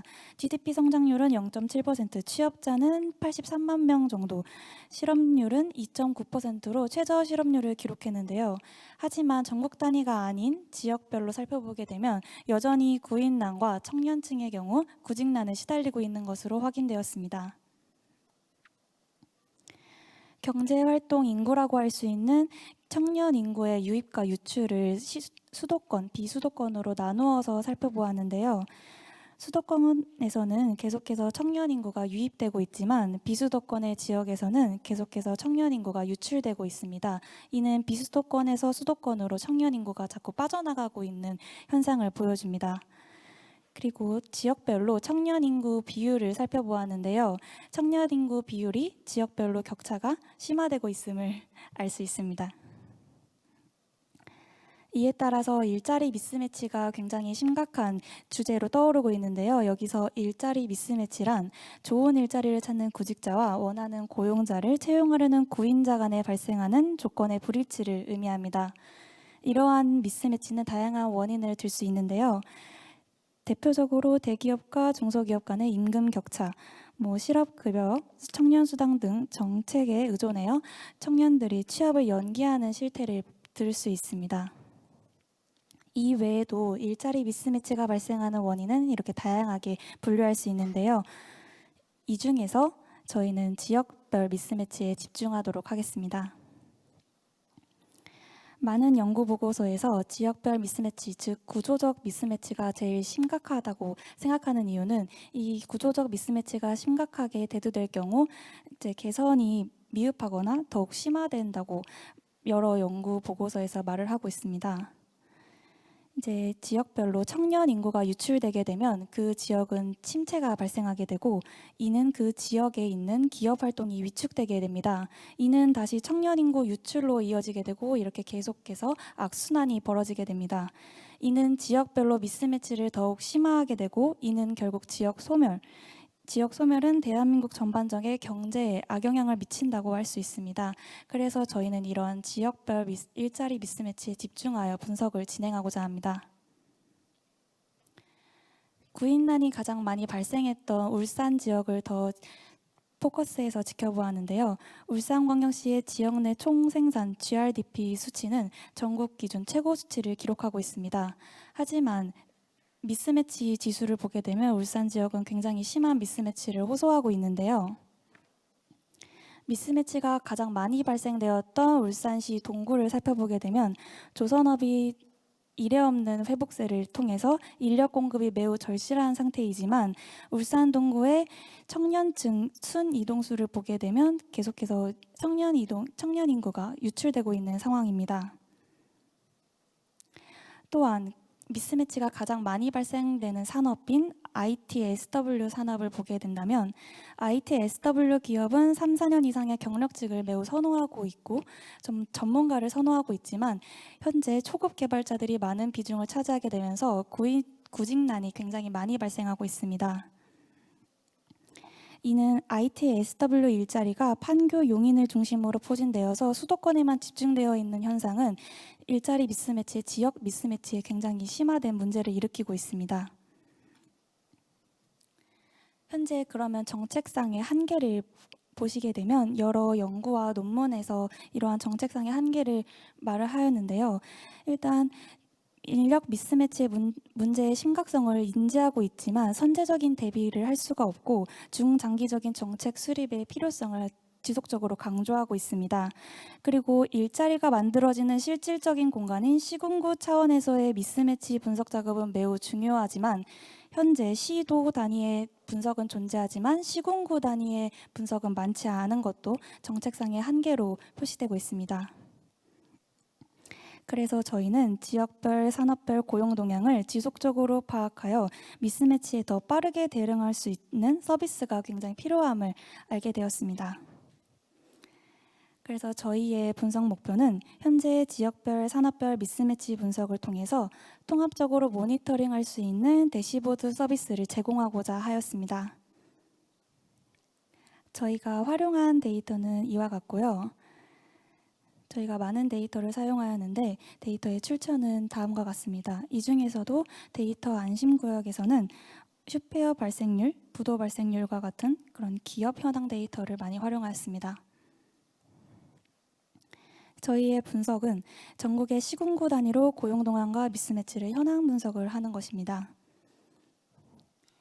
저희는 대시보드를 한 4가지 정도 제작을 하였는데요. 고용 동향을 살펴볼 수 있는 모니터링 대시보드로 모니터링 현황 분석을 한 변수로는 고용위기 지역 지정 기준이라는 법규에 나와 있는 변수를 선정하였습니다. 또 지역별로 산업 구조를 볼 수 있는 대시보드를 제작하였는데요. 이때는 입지계수라는 지표를 통해서 지역별로 산업 구조를 분석하였습니다. 이 계수는 지역 내에 기반 산업과 비기반 산업을 나누는 분류 기준으로 널리 사용되는 지표입니다. 다음으로 지역별 인구 구조 대시보드를 제작하기 위해서는 지역별뿐만이 아니라 연령별로 나눠서 인구 구조를 살펴보는 것이 필요하다는 판단하에 시군구별로 청년층 인구와 고령층 인구의 이동 변화를 살펴보고자 대시보드를 제작하였습니다. 미스매치 대시보드로는 구인 배율, 고용률, 이 밖에도 구인 인원, 구직자 수, 실업률 등 여러 미스매치를 확인할 수 있는 변수를 모니터링 변수로 추가하였습니다. 다음으로 POC 설계 부분인데요. 이거는 시간상 직접 시연을 보여드리면서 더 자세하게 설명드리도록 하겠습니다.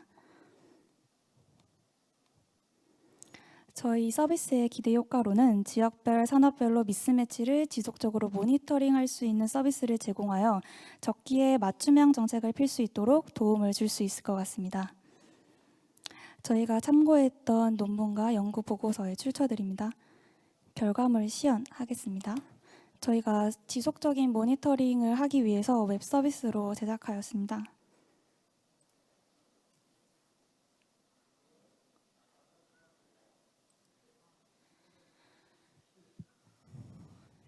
지금 보시는 화면은 고용 동향을 살펴볼 수 있는 대시보드인데요. 여기서 고용 위기 지역으로 선정된 경기도 화성시를 살펴보겠습니다.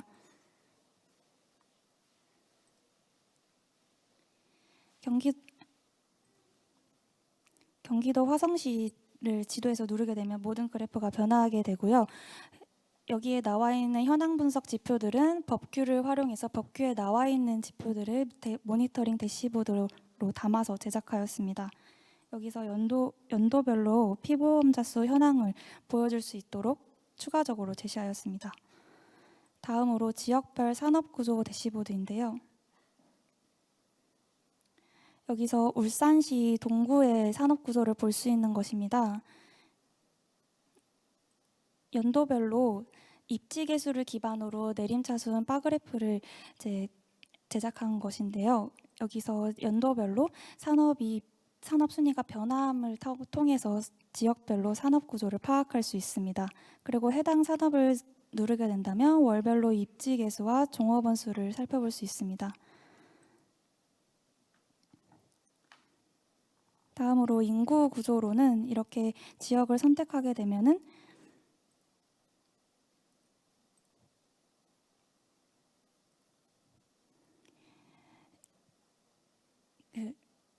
연령별로 유입수와 유출수, 순 이동을 볼 수 있는 그래프를 제작하였습니다. 그리고 미스매치 대시보드로 화성시와 울산 동구를 포커싱하여 제작하였는데요. 화성시에서 고용 형태와 직종 중분류, 그 다음에 연도를 선택하면 그 해당 연도가 구인난인지 구직난인지 살펴볼 수 있도록 제작하였습니다. 그리고 다음으로 그 화성시에 왜 구인난, 구직난이 발생하는지 기업 현황 대시보드도 추가적으로 제시하여 같이 볼 수 있게 대시보드 제작하였습니다. 업종 중분류를 선택하게 되면 모든 그래프가 변화하게 되면서 해당 지역의 기업 현황을 보실 수 있습니다. 울산 동구도 마찬가지로 화성시와 마찬가지로 미스매치를 한눈에 볼 수 있도록 대시보드 제작하였습니다. 감사합니다. 네, 불꽃 대망팀의 발표 잘 들었습니다. 다시 한번 큰 박수 부탁드립니다. 네. 사실 저는 이제 취업난, 그러니까 구직난만 많은 줄 알았는데 지금 이렇게 발표를 들으면서 데이터를 정말 대시보드 데이터로 보니까 또 데이터를 보니까 비수도권에서 지역별로 이렇게 수도권으로 유입이 많이 되면서 지역별로도 구직난, 구인난이 이게 심하구나, 차이가 크구나라는 것들을 새롭게 알게 됐습니다. 이런 것들이 각 지역에 정말 많이 활용이 돼서 앞으로 이런 부분을 조금 더 보완해서 각 지역의 또 미래에 도움이 될 수 있지 않을까라는 생각도 들었습니다. 네, 좋은 발표 감사합니다. 네, 다음 계속해서 발표 들어보도록 할 텐데요. 다음 팀은 KLK팀입니다. KLK팀은 지하철을 이용한 역간 배송 시스템을 주제로 발표하도록 하겠습니다. 큰 박수로 맞아주시기 바랍니다.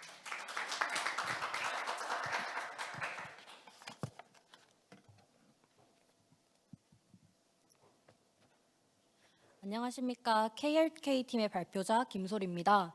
저희는 지하철 역간 배송 시스템을 주제로 발표를 준비했습니다. 목차는 문제 배경, 서비스 제한, 기대 효과 및 한계로 이루어져 있습니다. 먼저 문제 배경입니다. 여기 철수와 영희가 중고거래를 하려고 합니다. 물건을 가진 철수는 홍대 입구역에, 영희는 건대 입구역에 살고 있습니다. 이때 영희는 직접 물건을 받으러 다녀오자니 시간에 여유가 없고 택배로 받으려니 마음은 급한데 최소 하루에서 이틀은 기다려야 한다는 고민에 빠져 있습니다. 아마 중고거래를 이용해 보신 분들이라면 한 번씩은 겪어보셨을 일이라고 생각합니다. 최근 들어 중고거래 이용자는 폭발적으로 증가하고 있습니다. 중고거래는 크게 직거래와 택배 거래로 나뉘는데요. 직거래는 비교적 멀지 않은 거리에서 이루어지고 택배 거래는 시간이 맞지 않거나 비교적 먼 거리에서 이루어집니다. 직거래는 서로 시간을 맞춰야 하고 왕복 교통비가 추가로 필요하며 택배 거래는 배송까지 최소 하루 이상이 필요합니다. 물론 서로가 집 근처에 위치한다면 직거래가 무조건 편합니다. 하지만 대부분의 경우 택배로 보내기에도 애매하고 직접 가기에도 귀찮은 그런 거리에 존재하게 됩니다. 저희 수도권 지하철망은 남북으로 북한의 개성과 같은 위도인 동두천부터 충청남도인 천안과 아산까지 이어져 있습니다. 왜 그런가 하면 수도권에 사람이 많이 살고 있기 때문입니다. 그래프를 보시다시피 수도권 인구가 비수도권의 인구를 뛰어넘었습니다. 수도권의 인구 밀도가 높아지며 수도권의 각 지역을 잇는 지하철 노선이 많아진 것이죠. 현재 수도권 대부분의 지역이 지하철로 연결이 되어 있고 아까 말씀드린 충청남도의 천안과 아산마저 연결이 되어 있습니다.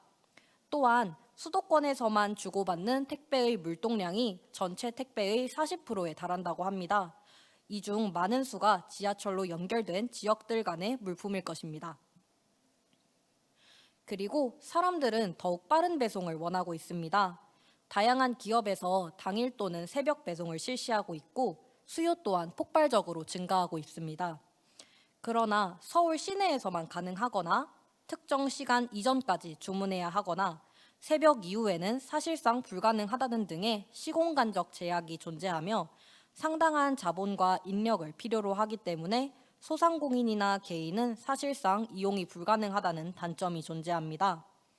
이런 것들을 해소해 줄 수 있는 대안으로서 저희는 지하철 역간 배송 시스템을 제안하게 되었습니다.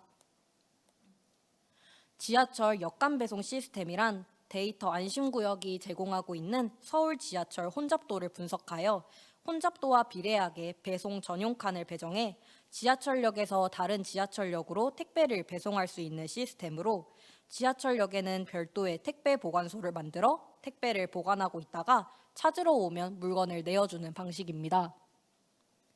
여기서 혼잡도란 각 차량마다 장치된 하중 감지 센서를 이용하여 칸별 정원인 160명의 무게를 기준으로 79% 이하면 여유, 80에서 129%면 보통, 그 이상이면 혼잡으로 분류하는 것을 의미합니다.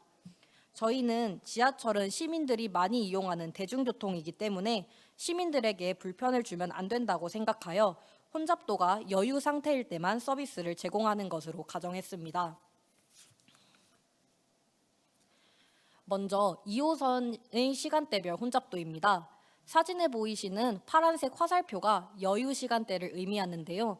크게 나눠보자면 출근 전 시간대, 출근 후 시간대, 그리고 퇴근 후 시간대에 여유롭고 퇴근하기 전, 그리고 밤 시간대에는 여유와 보통이 혼재하고 있음을 알 수 있습니다.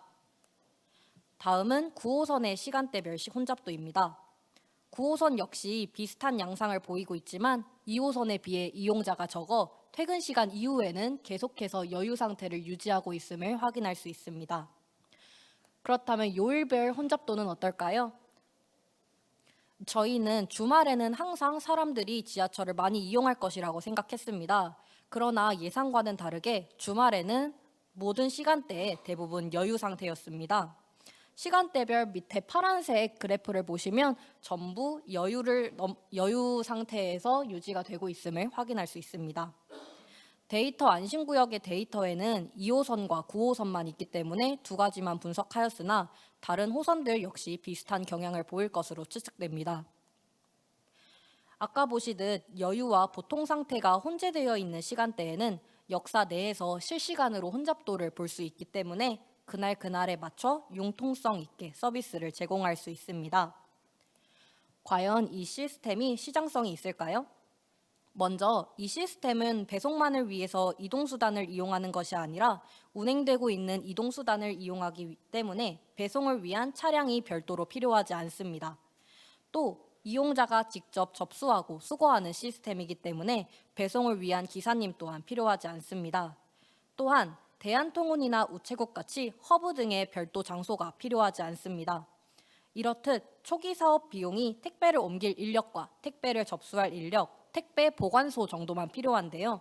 이것은 편의점 택배를 생각하였을 때 일부는 무인으로도 대체가 가능할 것이라고 봅니다. 이렇듯 이런 이유들로 드는 비용이 적기 때문에 다른 배송 서비스들보다 저렴하게 서비스를 제공할 수 있어서 가격 경쟁력에서도 우위를 점할 수 있습니다. 주말에도 운행되는 지하철의 특성상 주말에도 서비스를 제공 가능하다는 큰 메리트가 존재하기 때문에 많은 이용이 예상됩니다. 그렇다면 이 시스템은 실현 가능성이 있을까도 생각해 보았습니다. 도시철도법 2조에 따르면 도시철도 운송 사업이란 도시철도 시설을 이용한 여객 및 화물 운송 사업을 포함한다라고 정의가 되어 있기 때문에 법적으로는 큰 문제가 없을 것이라고 생각이 되고요. 두 번째는 명분입니다. 비록 지하철이 여유로울 때만 배송한다고는 하나 대중교통을 이용하는 사업이기 때문에 시민들의 불편을 야기한다고 비판을 받을 수가 있습니다. 하지만 서울교통공사의 적자는 매년 증가하고 있고 수도권 지하철을 지키기 위한 자구책이라는 명분으로 서비스를 제공한다면 충분히 가능성이 있을 것이라고 봅니다. 세 번째는 리스크입니다. 앞서 시장성에서 말씀드렸다시피 현저히 적은 초기 사업 비용으로 인해 위험 부담이 낮아서 시도해보는 것에 큰 부담이 없기 때문에 실현 가능성이 있다고 생각합니다. 네 번째는 서울교통공사의 사업 부담입니다. 서울교통공사는 공기업이기 때문에 이용자들을 직접적으로 상대하는 것에 부담을 가질 수 있습니다. 하지만 사업권 입찰 공고를 올려 사업권을 판매함으로써 다른 기업에서 운영하게 함으로써 그 이외의 추가 수익을 얻을 수 있습니다. 다음은 이 시스템으로 얻을 수 있는 기대 효과와 한계입니다. 지하철을 이용한 역간 배송 서비스는 소비자만 이득이 되는 서비스가 아닌 제공자인 교통공사에게도 충분한 이익을 가져다 줄 수 있는 상생 서비스로서 그 가치를 지닙니다. 현재 서울교통공사는 코로나 이후 빠르게 적자폭이 증가하고 있습니다. 이를 해결하기 위해 영명병기 사업같이 역의 이름을 팔아 수익을 내기도 하지만 턱없이 부족해 보이는 것이 사실인데요. 이 시스템이 적자를 만회하는 데 큰 힘이 될 거라고 생각합니다. 교통공사는 자체적으로 사업을 운영할 수도 있고 사업권을 팔아 수익을 창출할 수도 있습니다. 소비자는 크게 세 가지의 기대 효과가 있습니다. 먼저 접근성 증가입니다. 근처 지하철역에서 간편히 택배를 이용할 수 있어 이용 편의성이 증대되고 소상공인이나 개인도 당일 택배 서비스를 이용할 수 있다는 점에서 긍정적입니다. 두 번째는 택배비 절감입니다. 앞서 말했듯 인건비와 인프라를 구성하는 비용이 적게 들기 때문에 그만큼 싸게 서비스를 제공할 수 있습니다. 세 번째는 빠른 배송입니다. 여러분들도 운송장 조회를 해보면 가끔씩 서울에서 서울로 보낸 택배가 옥천, 의왕, 군포 등에서 발견된 것을 보신 적이 있을 겁니다. 그런 과정이 없이 역과 역 사이로 이동하는 것으로 끝납니다. 하지만 현실적인 한계 또한 존재하는데요. 이를 마지막으로 발표를 마치도록 하겠습니다. 일단 역세권이 아니라면 이용이 불편할 수 있다는 단점이 존재하고요. 그리고 지하철이 여유 상태일 때만 배송을 한다는 전제 조건이 있기 때문에 지하철의 상황에 따라 유동적이고 지하철이 운행을 종료하는 새벽 시간대에는 배송이 불가능하다는 단점이 존재합니다. 또한 시민들의 불편을 최소화하기 위해 지하철 문이 열리고 닫히는 시간 동안 해당 역에 화물을 내려야 합니다. 그렇기 때문에 그 택배의 물량이나 크기에 제한을 걸 수밖에 없다는 단점이 존재합니다. 이러한 한계를 보완하기 위해서는 추가적인 대책 고안이 필요할 것으로 생각이 됩니다. 네, 이렇게 지하철 역간 배송 시스템에 대한 발표를 모두 마치도록 하겠습니다. 감사합니다. 네, 좋은 발표해 주신 KLK팀에게 다시 한번 큰 박수 부탁드립니다. 네. 물론 마지막에 조금의 한계점을 얘기해 주기는 했지만 지금 현재 이용되는 택배 시스템과 함께 이 지하철역 이용한 역간 택배 시스템까지 같이 함께 이용이 된다면 오히려 더 도움이 되는 시스템이 되지 않을까라는 생각을 잠시 해봤습니다. 발표 감사합니다. 네, 다음은 이제 장려상 팀 발표를 할 텐데요. 장려상 팀 먼저 첫 번째로 점땅 팀의 발표를 들어보겠습니다. 점땅 팀의 발표 주제는 유비무당 젊은 당뇨 예방 및 관리 서비스 우선 지원 대상 선정입니다. 네, 큰 박수로 맞아주시기 바랍니다.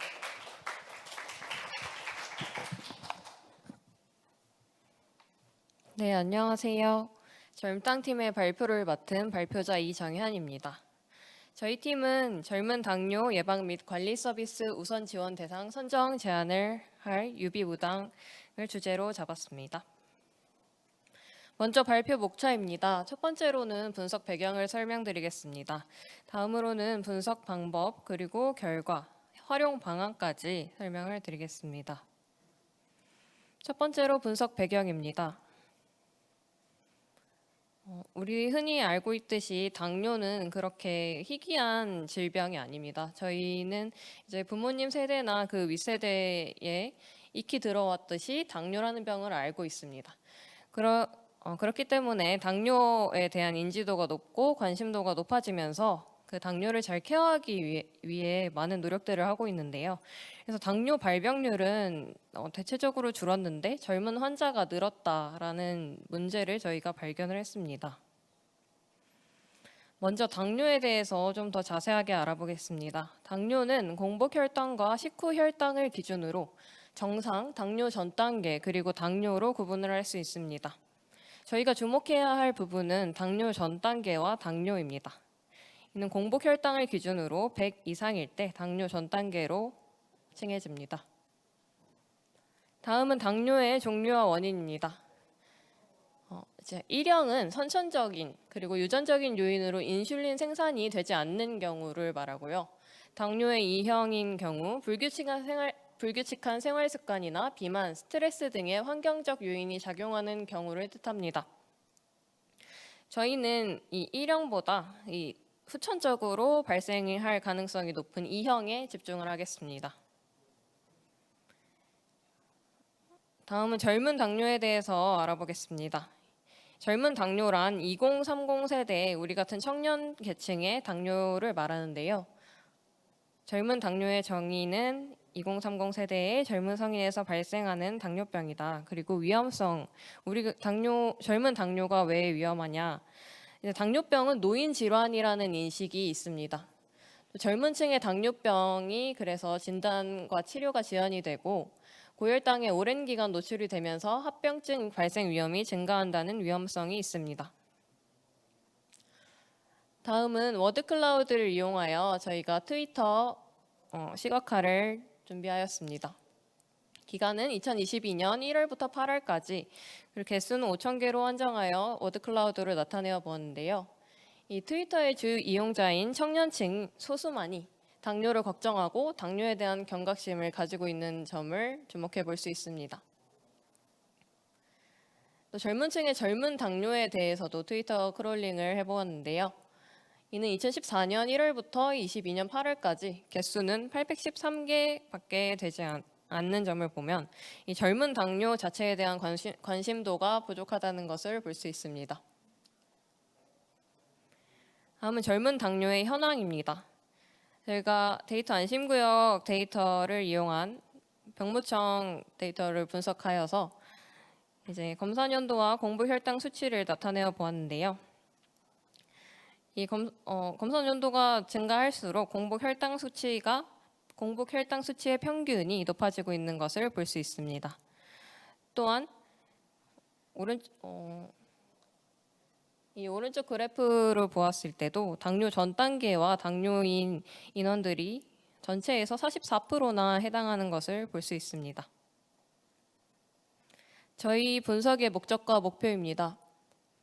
저희는 2030 젊은 당뇨 관련 보건 서비스를 우선적으로 지원할 취약 집단 선정 기준을 제시합니다.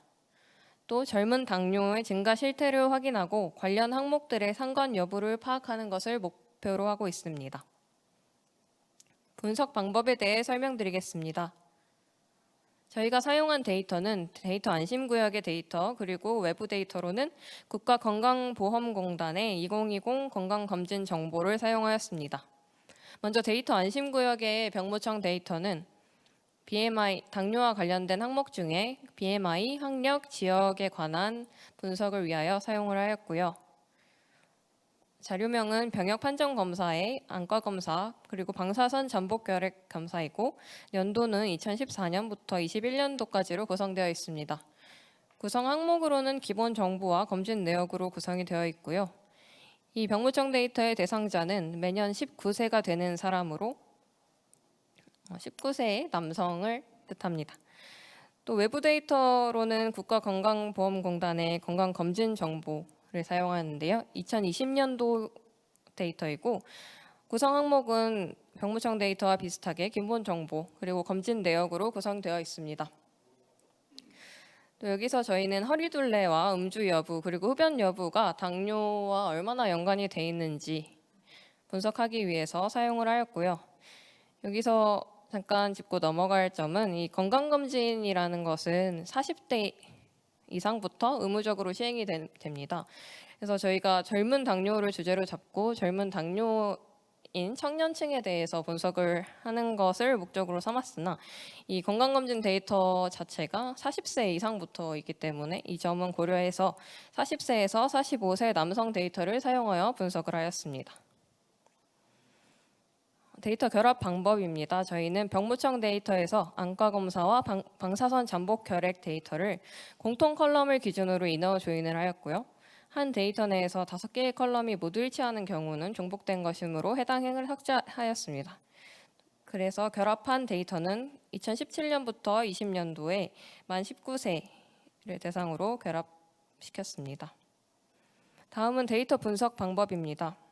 첫 번째 단계는 공복 혈당을 기준으로 정상, 당뇨 전 단계, 그리고 당뇨로 세 구간으로 나누었습니다. 두 번째 단계로는 BMI, 학력, 지역, 허리둘레, 흡연 여부, 음주 여부가 당뇨에 얼마나 영향을 미치는지 알아보기 위하여 항목별 그룹화를 하였습니다.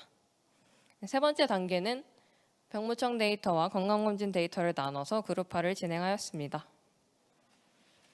두 번째 단계부터 설명을 드리겠습니다. 먼저 병무청 데이터에서 저희가 당뇨 관련 항목으로 뽑은 것 중에 첫 번째는 BMI입니다. 이 비만 동반 2030 당뇨 환자가 증가세인 것을 왼쪽 그래프와 오른쪽 기사로 확인할 수 있습니다. 병무청 데이터의 비만 여부에 따른 당뇨 전 단계와 당뇨 비율을 막대 그래프로 나타내 보았습니다. 이 BMI 23은 비만인데 비만 기준으로 당뇨 전 단계와 당뇨 비율이 10% 높다는 것을 볼 수 있습니다. 두 번째 관련 항목은 학력입니다. 학력 자체가 소득을 반영할 수 있다고 학력 자체가 직접적으로 이제 당뇨와 연관이 있다는 것이 아니고 이 학력이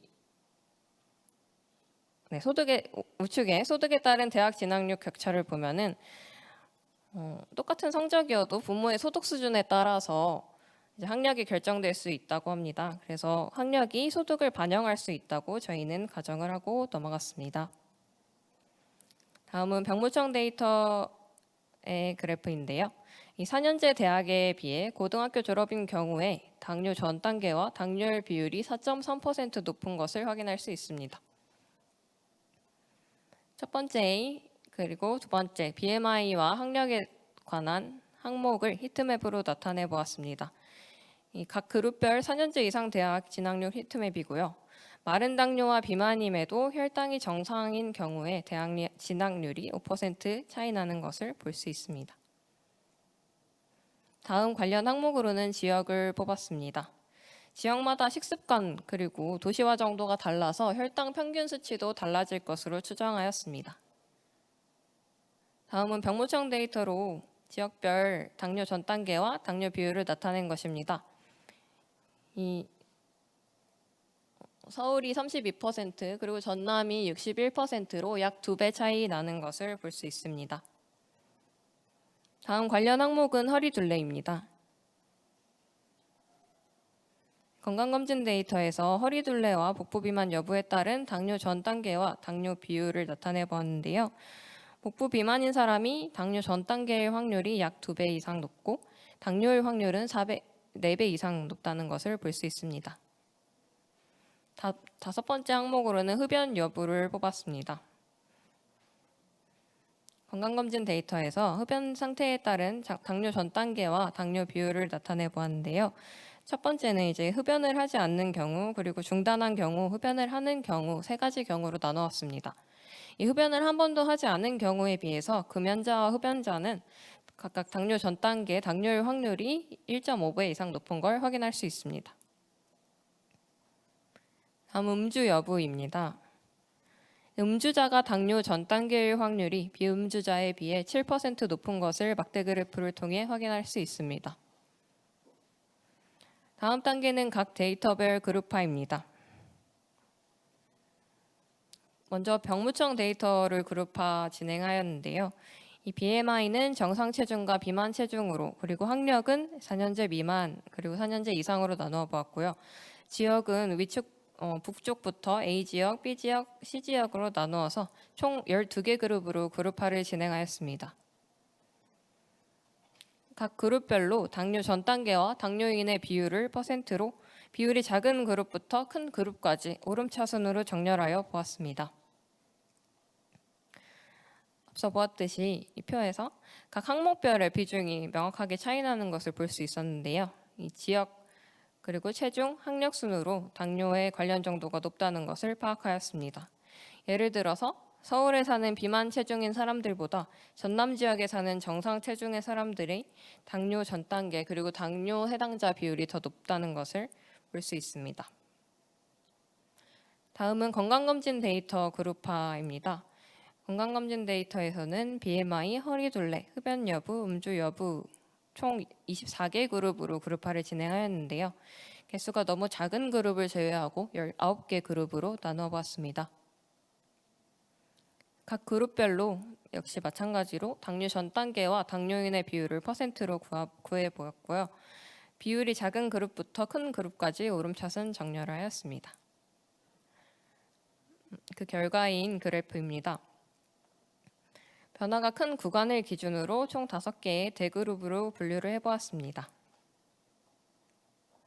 대그룹별 주요 특징으로는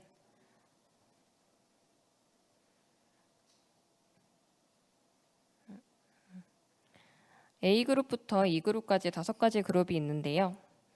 A그룹이 제일 당뇨가 발생할 가능성이 적은 그룹, 그리고 E그룹으로 갈수록 당뇨 발생할 가능성이 높은 그룹입니다. 그래서 A그룹은 정상 체중과 정상 허리둘레를 갖고 있는 건강한 그룹이고요. B그룹은 정상 허리둘레를 가졌지만 비만 체중을 포함합니다. 비만인 경우도 있고 아닌 경우도 있습니다. C그룹은 음주를 많이 하는 특징이 있었는데요. 이 그룹에서는 비만이고 정상 허리둘레와 정상이고 복부 비만인 경우가 함께 들어 있었습니다. 이 D그룹은 비만 체중과 복부 비만인 경우, 그리고 이 그룹은 거기에 흡연 음주까지 하는 경우입니다. 분석 결과입니다. 저희는 총 6가지로 비만, 학력, 지역, 음주, 흡연, 허리둘레가 당뇨와 얼마나 관련이 되는지, 무슨 변수가 당뇨 결정에 큰 영향을 끼치는지 파악을 해봤고요. 결과로는 병무청 데이터에서는 이제 지역, BMI, 학력 순으로 당뇨와 연관될 가능성이 높고, 건강검진 데이터에서는 허리둘레가 가장 높다는 것을 확인하였습니다. 활용 방안입니다. 저희는 아까 지역이 가장 당뇨에 관련된 연관성이 높다는 것을 확인을 했는데요. 그래서 취약 지역 중심에서 젊은 당뇨 관리 지원이 필요하고, 지역별로 편차가 심한 원인에 대한 추가 분석을 통해 활용하는 방안을 제시합니다. 청년 계층에 대해 적극적인 건강 관리를 필요로 합니다. 기대 효과로는 국민에게는 이제 당뇨라는 질병에 대해서 치료에서 예방으로 전환됨에 따라 건강에 대한 국민 삶의 질을 향상시킬 수 있고요. 진료비 절감 효과로 경제적 부담을 감소시킬 수 있다는 효과가 있습니다. 정부의 입장에서는 건강검진 빅데이터의 가치 창출로 정부의 보건 의료 정책을 지원할 수 있다는 효과가 있습니다. 네, 감사합니다. 발표 마치겠습니다. 네, 좋은 발표해주신 우리 점땅팀에게 다시 한번 큰 박수 부탁드립니다. 네, 사실 저도 건강에 관심이 많아서 이 점땅팀의 이 젊은 당뇨를 봤을 때 저도 최근에 이런 뉴스를 많이 본 적이 있거든요. 젊은 당뇨가 늘어나고 있다는 것을. 근데 이 데이터를 활용해서 이렇게 분석을 하고 나니까 지역적으로 또 어떻게 관리가 되겠다. 국가적 차원에서 관리가 잘 될 수 있겠구나. 이런 부분도 알 수 있었고요. 또 허리둘레나 뭐 BMI로 병무청 결과나 아니면은 건강검진센터의 결과, 그러니까 데이터를 활용해서 한 것을 보고 또 예방을 할 수 있는데 더 효과적이 될 수 있지 않을까라는 생각을 해봤습니다. 네, 발표 감사합니다. 네, 다음으로 캐드주 팀의 발표를 들어볼 텐데요. 캐드주 팀의 주제는 전력 사용량 빅데이터 분석을 통한 사회적 약자 케어 서비스입니다. 큰 박수로 맞아주시기 바랍니다.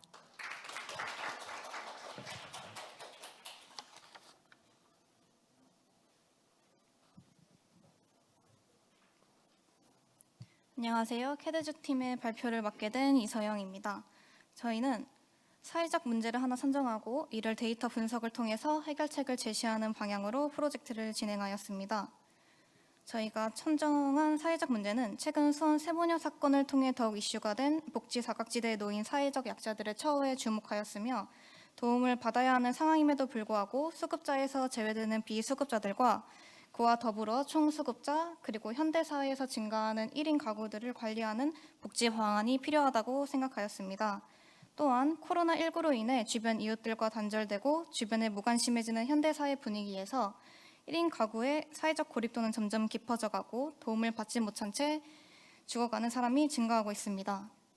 따라서 총수급자와 도움이 필요한 1인 가구와 같은 국민들의 삶의 질을 개선하기 위해 정부와 지자체 그리고 복지단체가 그들을 쉽게 찾아내고 인지할 수 있는 방안을 제시하였습니다.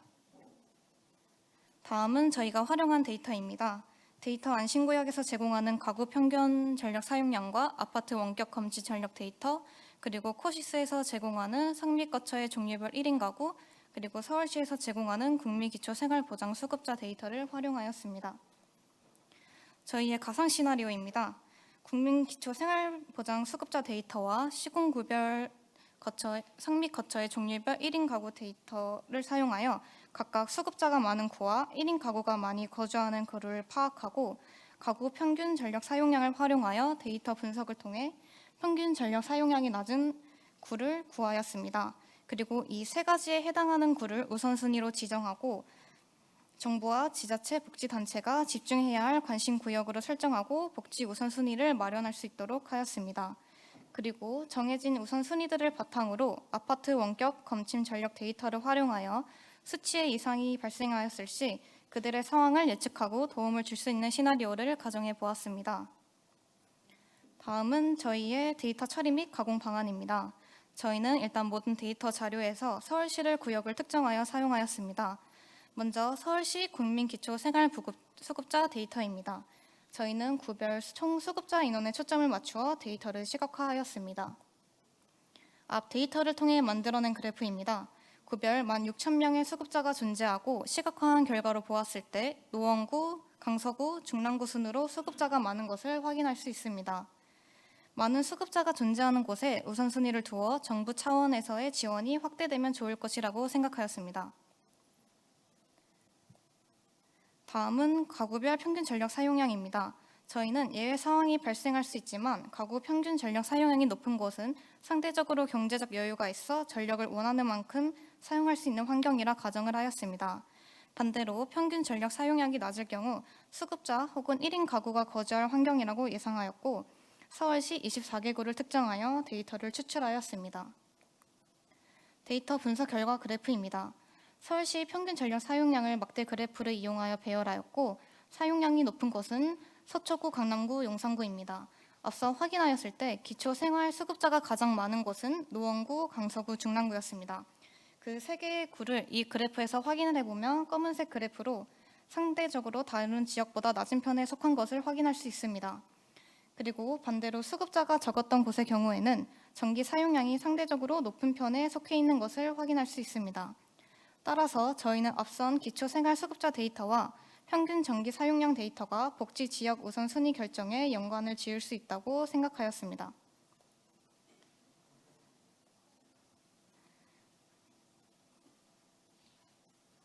다음으로는 코시스에서 제공하는 상미 거처의 종류별 1인 가구 비율입니다. 이번에도 서울특별시를 바탕으로 분석을 하였습니다. 앞서 기초생활수급자 밀집 지역 중 평균 이상이었던 강서구, 관악구, 송파구에 1인 가구 또한 밀집되어 있는 것을 확인할 수 있습니다. 그 밑에는 마포구, 영등포구, 강남구로 회사가 많이 위치한 지역으로 젊은 층의 1인 가구가 많이 거주할 것이라 예상을 하였고, 저희는 이 데이터에서 추가적으로 1인 가구 성별 분석을 하여 여성 비율이 높은 구에 추가적으로 안심기가 서비스 및 지원을 확대해도 좋을 것이라 생각하였습니다. 이렇게 설정된 구역을 관리하기 위해 앞서 제시한 3개 그래프를 토대로 수급자들이 많은 노원구, 강서구, 중랑구, 그리고 1인 가구가 많이 거주하고 있는 관악구, 강서구, 송파구, 그리고 평균 전기요금 미달 지역인 노원구, 강서구, 중랑구를 이렇게 다이어그램으로 만들어 보았는데요. 3개 모두 해당하는 강서구 지역을 우선으로 정부 차원에서 자원을 늘리고, 해당이 안 되더라도 중복으로 포함되는 구에 정부가 투자하여 복지 사각지대에 놓인 국민들을 발굴하고 도움을 주면 좋을 것이라 생각하였습니다. 이렇게 설정된 구역을 관리하기 위한 방법을 설명하겠습니다. 데이터 안심구역에서 제공하는 아파트 원격 검침 전력 데이터를 바탕으로 계절별 누적 사용량을 파악하고자 하였고, 특정 구의 누적 전력 사용량 분석을 월별, 일별로 시각화하였습니다. 이것은 2021년 12월 1일부터 2022년 7월 30일까지 한 구를 특정 지어 전력 사용량을 시각화한 그래프입니다. 데이터를 월별로 시각하여 보았을 때는 평균적으로 겨울과 여름의 전력 사용량이 급증하는 것으로 보이면서 전력 사용량이 매번 변화가 크게 발생하는 것처럼 보이지만, 일별로 나누어서 보았을 때는 월마다 평균 전력 사용량 범위 안에서 큰 변동 없이 일정함을 알 수 있습니다. 예외적으로 1월, 1월 추운 겨울철이나 여름철이 시작되는 5월 중반부터는 사용량이 크게 변화하지만, 이것은 겨울과 여름에는 평균 전력 사용량이 높고 나머지 기간에는 줄어드는 보편적인 사용량과 동일하다고 볼 수 있습니다. 만약에 일별로 보았을 때 보통의 전력 그래프가 아닌 전력이 낮아진 상태로 그대로 유지가 되는 형태가 보인다면 경제적으로나 생활에서의 문제가 발생하였음을 예측할 수 있습니다. 그런 상황을 보여주는 그래프가 오른쪽 그래프입니다. 이 두 그래프는 저희가 가상 시나리오를 설명하기 위해 제작한 그래프로, 왼쪽은 정상적인 전력 사용량 그래프이고 잠시 내려간 부분은 여행이나 외박 등의 상황을 의미합니다. 하지만 오른쪽과 같이 비정상 그래프를 보면 10일 이후 전력 사용량이 급격하게 감소하였고 그대로 쭉 유지되는 것을 볼 수 있습니다. 이를 통해 해당 가구에 문제가 생겼음을 예측할 수 있고 도움을 최대한 빠르게 제공할 수 있을 것이라 생각합니다. 저희 팀은 서울시 1인 가구와 총 수급자 데이터 등을 바탕으로 서울시 안에서의 복지 우선 구역을 지정하였고, 전력 사용량을 분석하면서 전력 사용량이 이상이 발생하였을 때 문제가 발생하였음을 예측하는 시나리오를 제작하였습니다. 이를 토대로 1인 가구와 총 수급자들의 삶을 도와 삶을 개선시켜줄 수 있을 뿐만이 아니라 앞서 복지 사각지대를 언급했던 것처럼 비수급자를 발굴할 수 있을 것이라 생각합니다. 저희는 서울시 데이터를 바탕으로 시나리오와 분석을 진행하였지만, 전국적으로 데이터를 확대하고 특히 독거노인의 비율이 많은 읍면동에서 잘 활용한다면 고령화 시대에 발맞추어 노인들의 사회적 고립도를 해결할 수 있을 것이라 생각합니다. 감사합니다.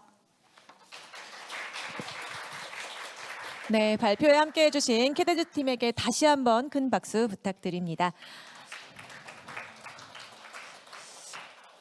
오늘 제가 이렇게 보면서 데이터 안심구역의 데이터 자료들을 활용해서 여러분들이 참 많은 생각들을 하셨구나라고 생각을 했습니다. 특히 사회적 약자, 교통약자를 위한 활용 방안에 대해서, 또 나라를 위해서, 또 우리 앞으로 우리의 미래를 위해서 여러분들이 자료들을 보고 분석을 하고 그것을 앞으로 어떻게 미래에 도움이 될 수 있을지 생각을 했다는 것을 제가 돌이켜서 생각을 해보면 정말 우리 앞으로 데이터 분야에서 우리나라가 정말 데이터 분석가, 데이터 아까 앞서 우리 강연해 주신 분 특강 선생님께서 말씀해 주신 것처럼 이 데이터 분석가, 데이터 이 분야에서 정말 미래가 더 밝게 빛나는 부분이 아닐까, 우리나라가 그런 생각을 한 번 더 해보게 됐습니다.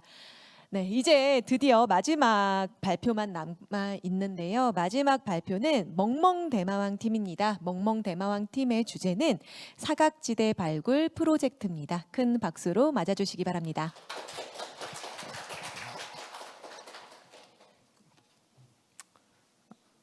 안녕하세요. 멍멍대마왕 팀의 발표를 맡게 된 세종 양지고등학교에 재학 중인 김태현이라고 합니다. 저희 멍멍 대망팀은 이제 저를 포함한 개띠 이제 고등학교 1학년 친구들 이제 2명이서 구성을 해서 아이디어를 모아서 대회에 출전하게 되었는데요. 이제 마지막 발표라서 솔직히 많이 부실하기도 하고 저희가 이번에 시험 기간과 겹치게 되어서 많이 조사를 못하기도 했고 앞선 캐데주 누나들 팀의 주제와 거의 유사한 것 같아서 많이 부실해 보일 수도 있겠지만 그냥 예쁘게 봐주셨으면 감사하겠습니다.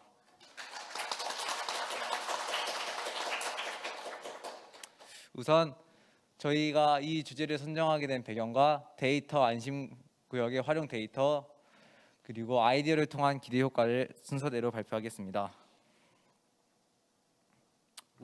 우선 주제 선정 배경입니다. 저희는 이번 연도 8월에 수원 새 모녀 사건에 접하게 되었습니다. 이제 이 지금 가장이 그러니까 이 수원 새 모녀 사건을 간략하게 소개를 해드리자면 집안의 생계를 책임지던 아들이 이제 루게릭병으로 세상을 떠난 후 남은 세 모녀가 정부의 복지를 제대로 받지 못해서 서로 자살을 하게 된 사건인데요.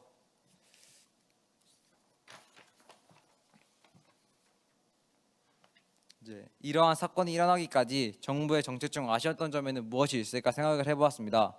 저희가 생각해낸 이 사건의 문제점은 복지 사각지대에 놓여져 있는 이웃을 명확히 파악하지 못해 제대로 된 복지 혜택을 누리지 못한 점이라 생각했습니다.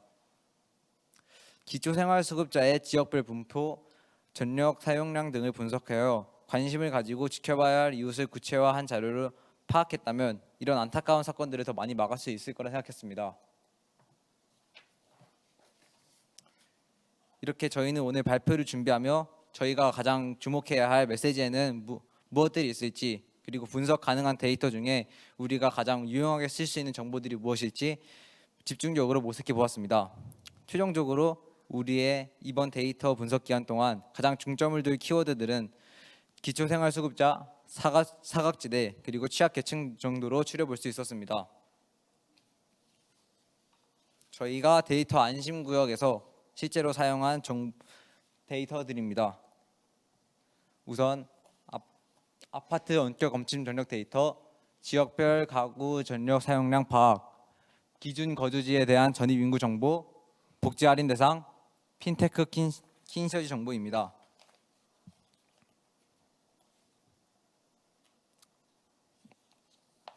우선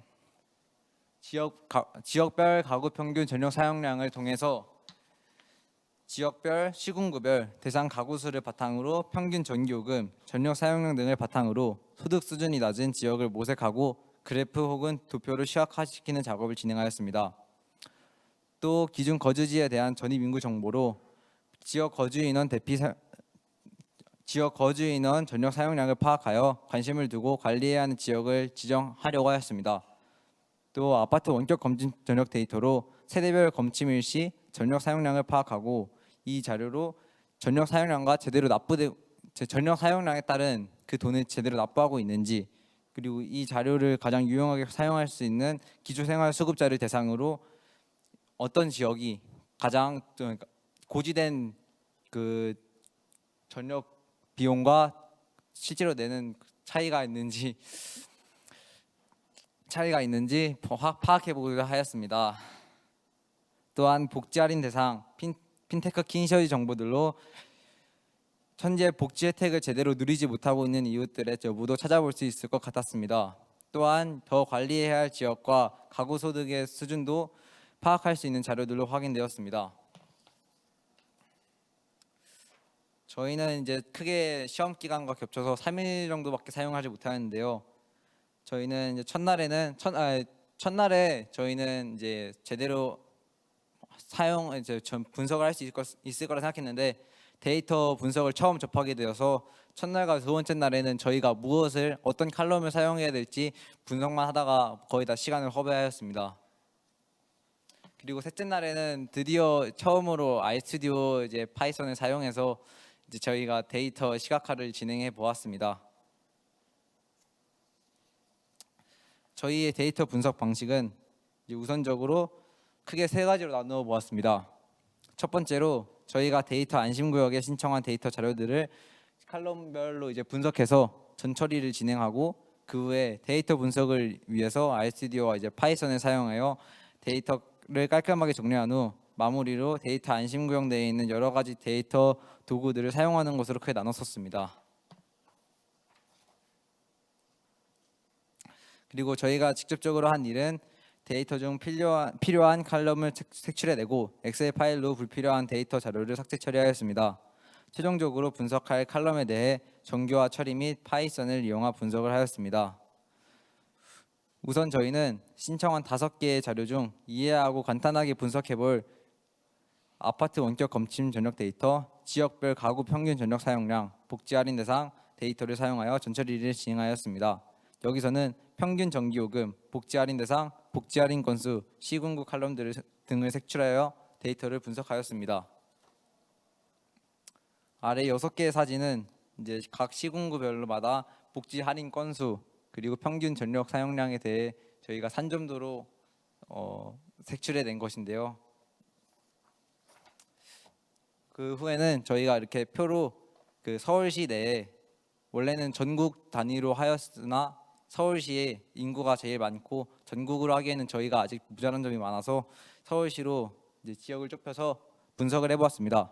오른쪽 저희가 분석하신 표에 보시면 서초구는 274명당 1명꼴로 기초수급자에 대한 복지가 이루어지지만 강북구는 55명당 1명꼴로 복지가 이루어지고 있습니다. 근데 단순히 이것만 보시면은 서초구가 복지가 부족한 것이 아닐까라는 생각을 하실 수 있는데요. 하지만 저는 여기서 더 나아가 이 서초구와 강북구의 지가와 지대 차이를 더 파악해 보았습니다. 그래서 서초구와 강북구에는 지대와 지가 차이로 인해 빈부격차, 그로 인해 어쩔 수 없이 강북구의 기초수급자가 더 많이 모여 살고 있음을 파악했고, 그리고 저는 여기서 이제 원래 군집합을 한 그 PPT가 나와야 되는데 제가 그걸 넣지 못해서 여기서는 원래 도봉구나 중랑구 이런 구들이 가장 복지가 혜택이 필요한 구로 색출이 되었었습니다.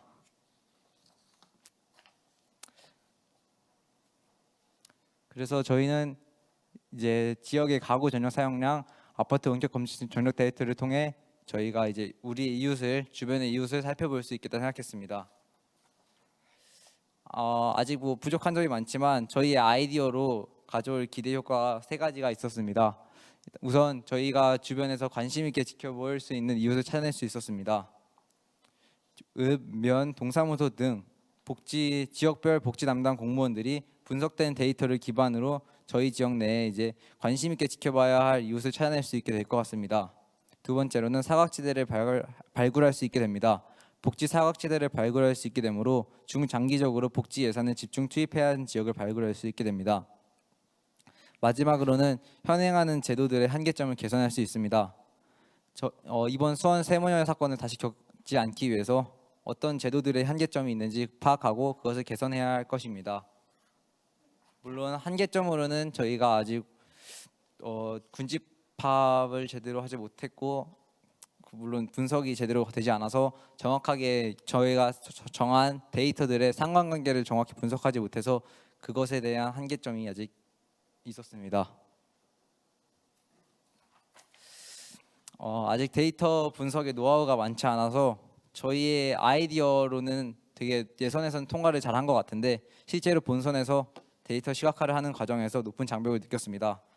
물론 시작이 반이라는 말이 있으니까 내년에도 이런 대회를 또 나와서 그때는 여긴 형 누나들과 경쟁할 수 있을 만큼 더 멋진 데이터 시각화 자료들을 만들어 보겠습니다. 멍멍대망 팀의 발표를 들어주셔서 감사합니다.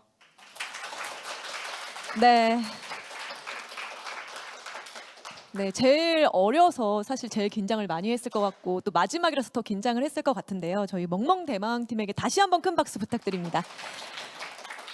네, 저희 멍멍대망 팀의 발표자 친구가 사실은 계속 제가 부족해서 시간이 없어서 이렇게 말을 했지만 제가 느꼈을 때는 지금 고등학생인데 이 정도의 생각만 했다는 자체가 이렇게 데이터를 활용해야겠다라는 생각을 했다는 것 자체가 네, 정말 뛰어나지 않을까. 다른 분들도 물론 마찬가지로 다 뛰어나시지만 정말 더 뛰어난 친구가 아닐까라는 생각을 했고 그 친구들일 것 같다는 생각을 했습니다. 다시 한번 멍멍대마왕 팀을 위해서 큰 박수 부탁드립니다. 네, 이렇게 발표가 모두 끝났습니다. 오늘 이 자리에 함께 해주신 여러분께 다시 한번 감사를 드리고요. 여러분들께도 데이터 전문가가 되기 위해서는 앞으로 어떻게 데이터를 활용해야 될지 이걸 준비를 하면서 이 경진대회를 준비를 하면서 더 많은 도움이 됐을 거라 생각이 듭니다.